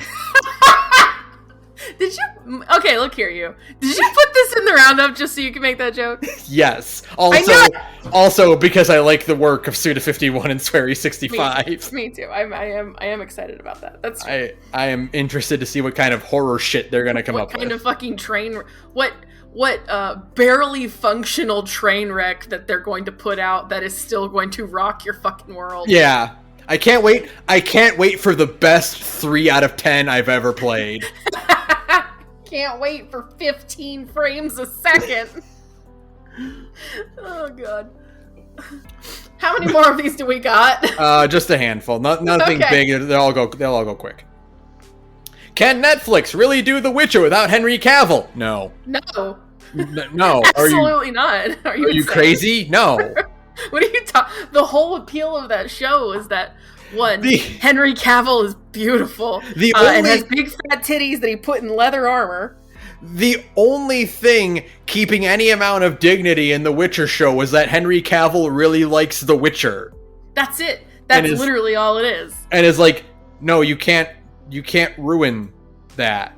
You can't need to make it good. What if we made it good instead of bad, and everybody at Netflix gave him a hard time about it? He's like, all right, well, I'm gonna go be fucking Superman then. Bye, assholes. And who do we got? Liam Hemsworth, the Hemsworth that no one cares about? The lesser Hemsworth brother? Okay. Okay, this is sure. gonna be awful. Yeah, he can, I can't wait for the first episode to be Geralt falls into a portal and then comes out looking different.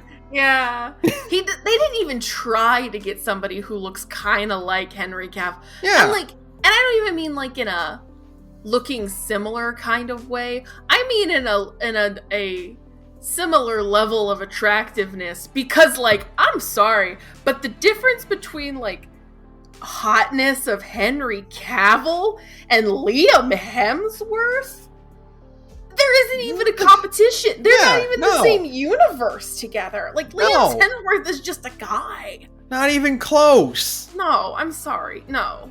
Absolutely not. You couldn't even get anybody of like comparable hotness. You just got like a Hemsworth. Yeah. And not even the good looking Hemsworth.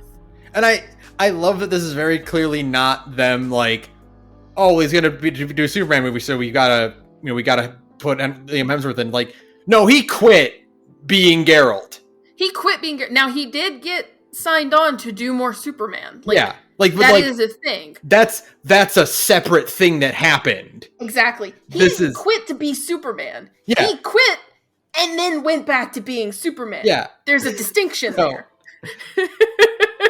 So, it's gonna be great. I can't wait. Can't wait for 45% on Rotten Tomatoes. I can't wait to see the adventures of Gerald of Riverdale. That'd be a way better show if we just put like a guy like Geralt in fucking Riverdale. Geralt falls through a portal and winds up in Riverdale. Yeah, we might as well do another fucking crossover. Yeah. Final Fantasy 16 development about 95% complete. Release date to be announced by the end of 2022. So probably Game Awards.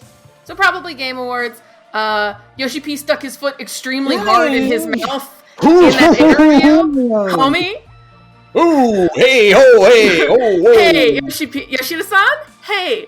Don't say that. Hey, buddy, you're writing the fantasy. You are in charge of the fantasy. Brown people can be in the fantasy because there's dragons. Well, it's not very realistic to put black people in this European world. setting. And it's like, last time I checked, Spain is part of Europe, and also the Moors were there for a long fucking time.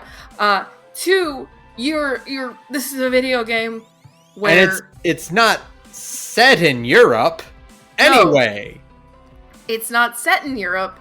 It's set in your fucking horseshit fantasy universe where people turn into kaiju and fight each other. So I don't think your argument holds any water, my man. They did this with 14 too. He got real defensive when someone's like, "Hey, why does your Shola keep getting lighter skin?" And he was not happy about that question. And it's like, Yoshida-san, maybe you should just stop. Maybe. Have you considered that? Have you considered that? Maybe you can think about it a little bit instead of not at all. A little bit longer. Just a little bit longer, So yeah, no, that was the other thing about that interview. Like, yeah, I'm glad that Final Fantasy 16 is 95% done. And we're probably gonna get a trailer at the Game Awards. But also, Yoshi P, you did not have to write a fucking essay in the interview. You did not have to. There are no black people in Final Fantasy 16. You did not have to crib your justification from weird nerds complaining about the Lord of the Rings show on Amazon. Yeah, exactly. Like, okay, dude. Yeah. Yeah. Anyways.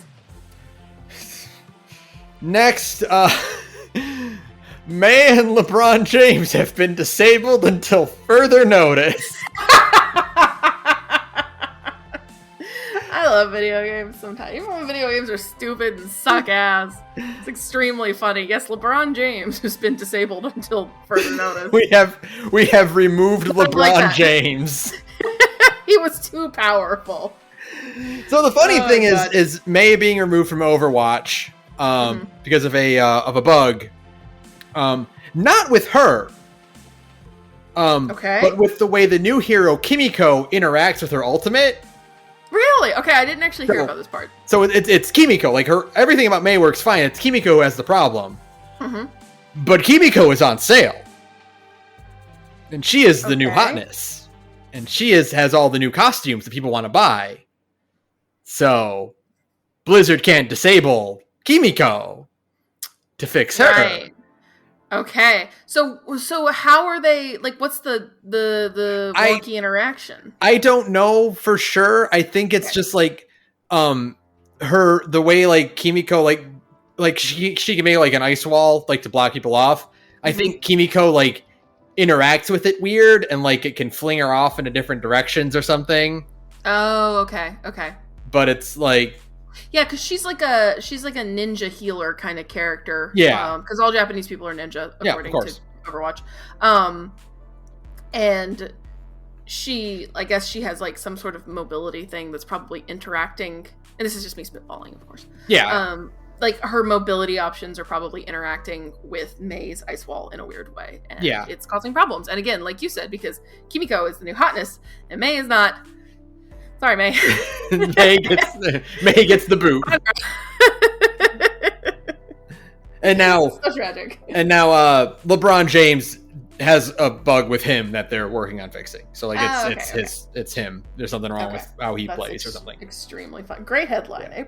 Great headline to see. LeBron James is disabled. Like no, what? Yeah, he's still playing basketball. Don't worry. We have temporarily removed LeBron James from the game. Which one? We have to ask that now. That's actually a concern now. Yeah. Oh god. Are we canceling LeBron James? Did he do something? No. We're not canceling LeBron James. Don't worry. The cartoon one. Okay. We're canceling Kyrie Irving. That's a different story altogether. Yes. Don't worry about it. Two more. Gears of War movie and animated series coming to Netflix. What year is it? This is very late. Gears has long since passed its cultural relevance by several years at this point. Like that ship has sailed, man. It went into the West, as they say. Now you've played 1 through 3. Like you know what Gears of War is about. Unfortunately, I do, yes. Is there enough plot in Gears of War to pull this off? I mean, if it's like a prequel, maybe, but they made a prequel game. I didn't play it, but they made a prequel game. I mean, no, not really. Like, maybe. I don't think it'll be good. I think you could probably, it would just be like a generic war story. Right. You know? Like, you would just write a war story because there's enough going on there. Like, the whole thing with like Gears of War is that the main games are set like they are your standard, like, you know, the aliens invaded and humanity lost, except they're not aliens. They came from under the ground and it's not Earth. It's like it's another planet. Gears of War, I don't know if you know this, Gears of War isn't set on Earth.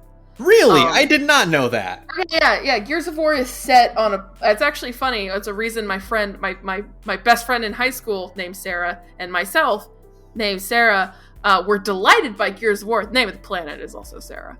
Okay. It's spelled Sera, I think, instead of Sara or Sarah. But yeah, we thought that was funny. It's not the reason we played the game, but when we started playing Gears of War, we're like, hey! Anyways, yeah, it's not set on Earth. It's set like on and I don't even think it's like a situation of these are space colonists living out, like they're from Earth or they're descended from Earthlings, but now they live on another planet. It's just straight up like, this is just like a fantasy in finger quotes setting. Interesting.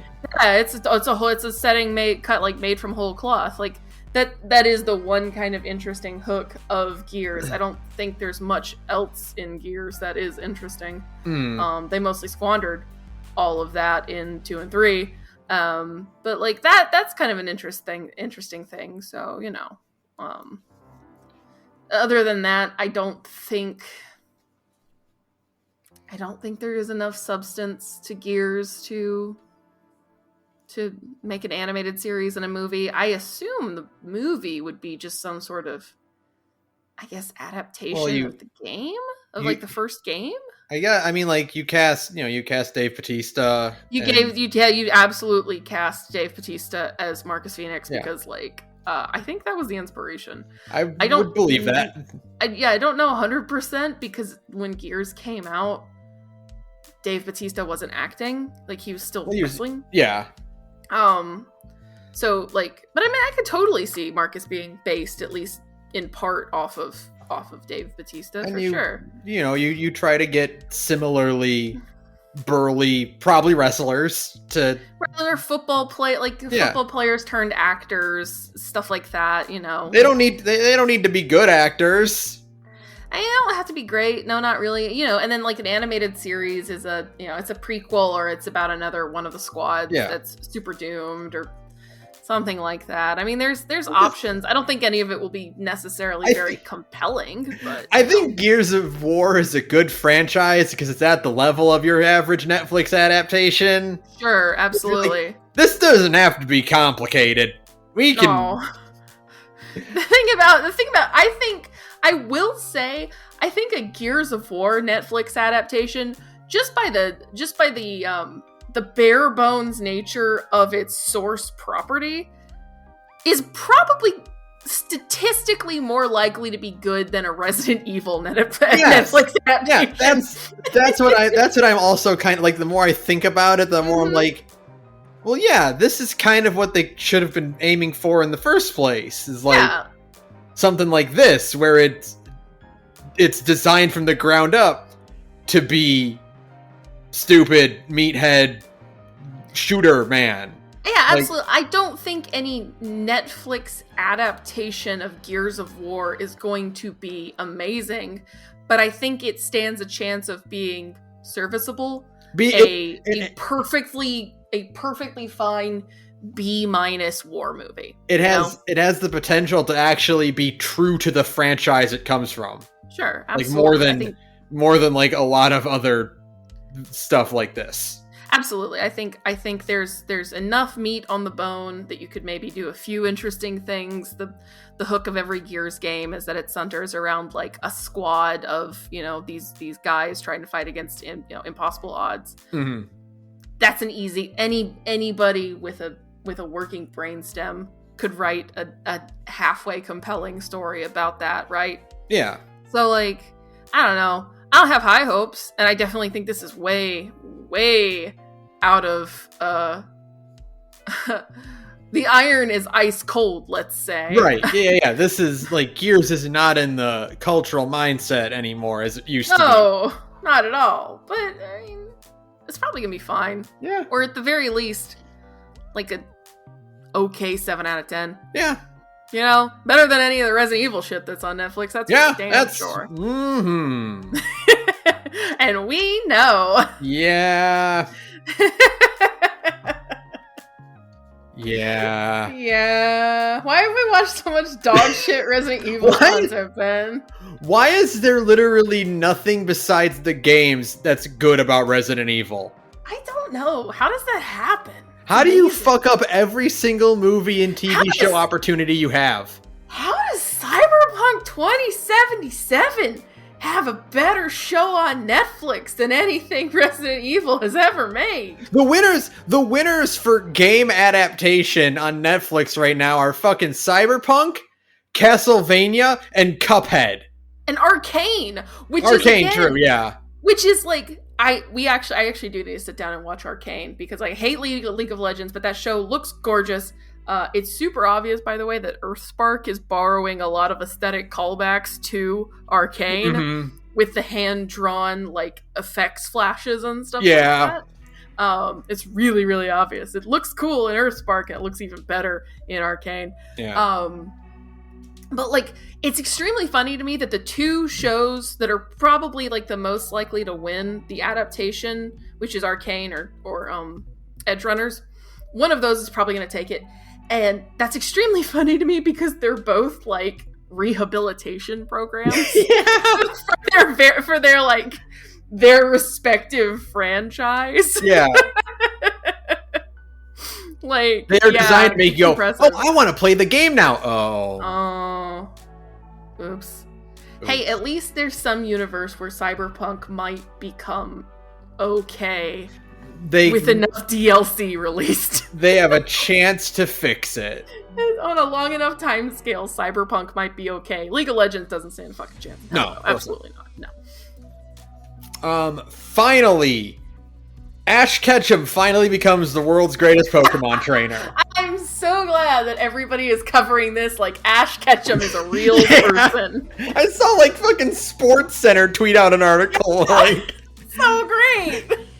I want to live. See, that's the thing, is that if the actual fun part of living in like a Pokemon universe is the version of Twitter and sports Twitter in particular that talks about Pokemon. Yeah. Like Pokemon matches, the way they talk about, football stats and stuff like that. Yeah. That's the actual reason I'd want to live in Pokemon world. It's for Twitter, I guess. I don't know.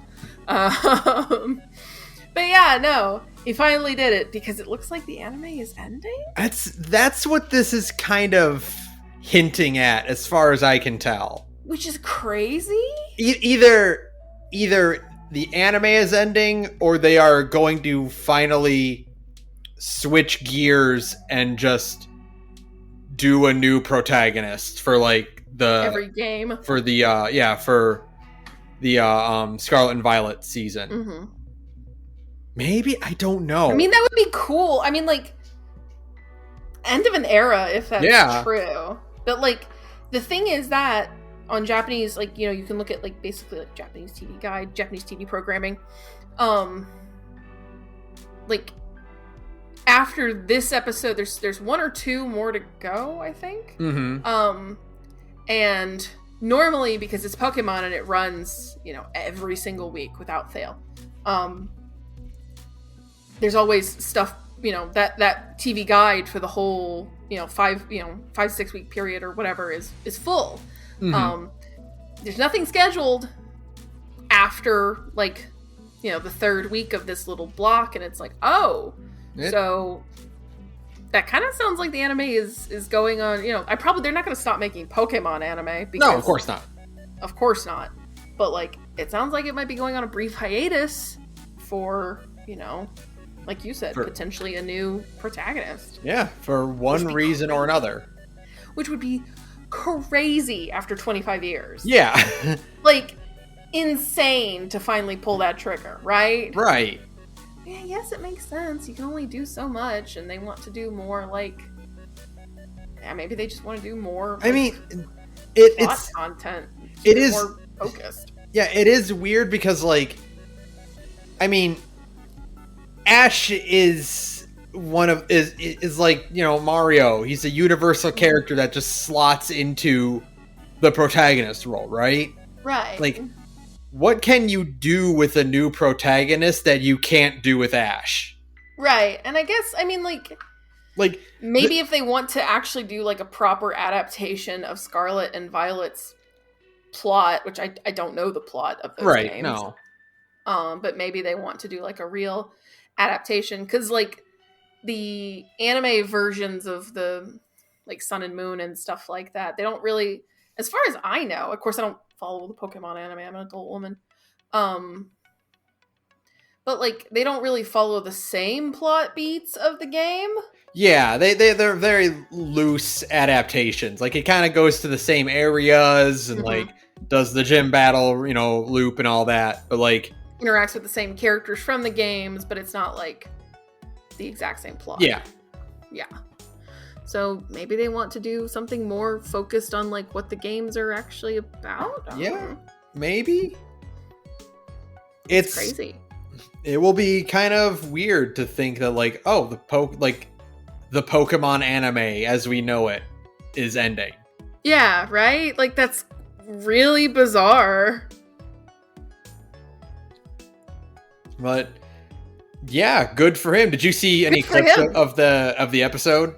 I have not gotten around to it, but I know it's very emotional. It is, like, even I was like, because there's like a bit where like Pikachu gets knocked down, and like he's trying to get back up, and he sees Squirtle, Bulbasaur, and Charizard, and it just shows like all of the Pokemon that Ash has ever caught. Oh, that's cute. Like Pikachu is like seeing a vision of them cheering him on. And I'm like, I was like getting a little bit emotional watching that. I'm feeling a feeling now. Being like, oh my god, it's Butterfree. After all this time. Oh my god. But well, that's about all we got. We're back. Yeah. Thank you for your patience in this sort of unplanned hiatus that happened out of nowhere. I had some brain problems, but I'm back. Yeah. It's understandable, sometimes it just need to pause and we'll get back, we get back to it. Sure. Yeah, that'll be it. Thank you to Adventuria for use of our background music. You can follow me on Twitter at thegorgepodcast. You can follow Sara at radioinactivity.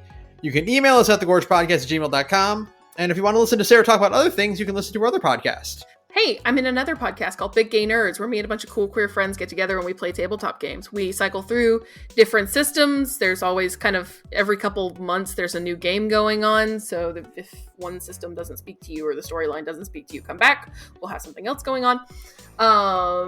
It's always fun. Right now we're playing an indie game that I love a lot called Strike Down Vader, which is a game about it's a Star Wars micro game where you play as a bunch of lunatics and burnouts trying to kill Darth Vader.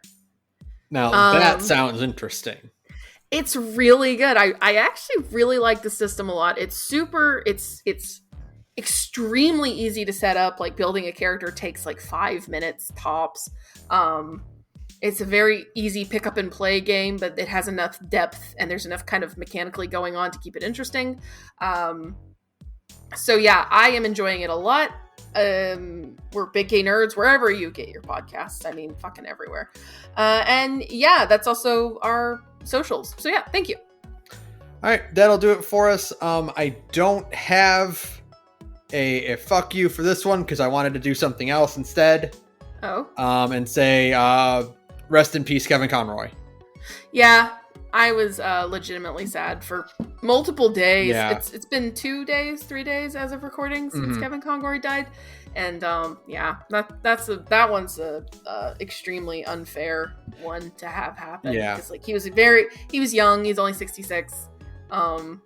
And yeah, it's the best Batman, hands down. Like, the guy who as understood the character. Like, thinking about like voices like that, it's for me, it's like it's Kevin Conroy as Batman and it's Peter Cullen as Optimus Prime, and there's like absolutely like that's pretty much about it in terms of like kind of it. Yeah. No, you are that character. You embodied that because like I was thinking about it so much. Of course when he passed, there were clips, of course, going around of all of the best moments of Kevin Conroy playing Batman, and like he had such an understanding of just like of course like Batman's kind of like grittiness and his coldness, but he also had like he brought such a warmth to the character too. Yeah, he had such like warmth and kindness and how he played the character and how he embodied him, and the tone of voice he would use was so good, and it's just like, man, that's just a shame. It's just a shame. It's just tragic. Like I was thinking about that too, because like he made that comic a couple like last year or it could be 2 years ago, where it's like as a gay man in the late 90s or late 80s, early 90s, like getting roles in entertainment was impossible, pretty much. Yeah, absolutely. And I mean, this is at the height. God, this is the height of the AIDS crisis. So like, for him, everybody he knew was just dying all around him, Mhm. right? Like, And it's so tragic. And it's like, he put that comic out where he's like, yeah, I was able to channel that because he didn't know anything about Batman when he auditioned. Yeah. And so he's like, oh, the comic is like, his parents are dead and he's like vengeful, like, I guess, or something.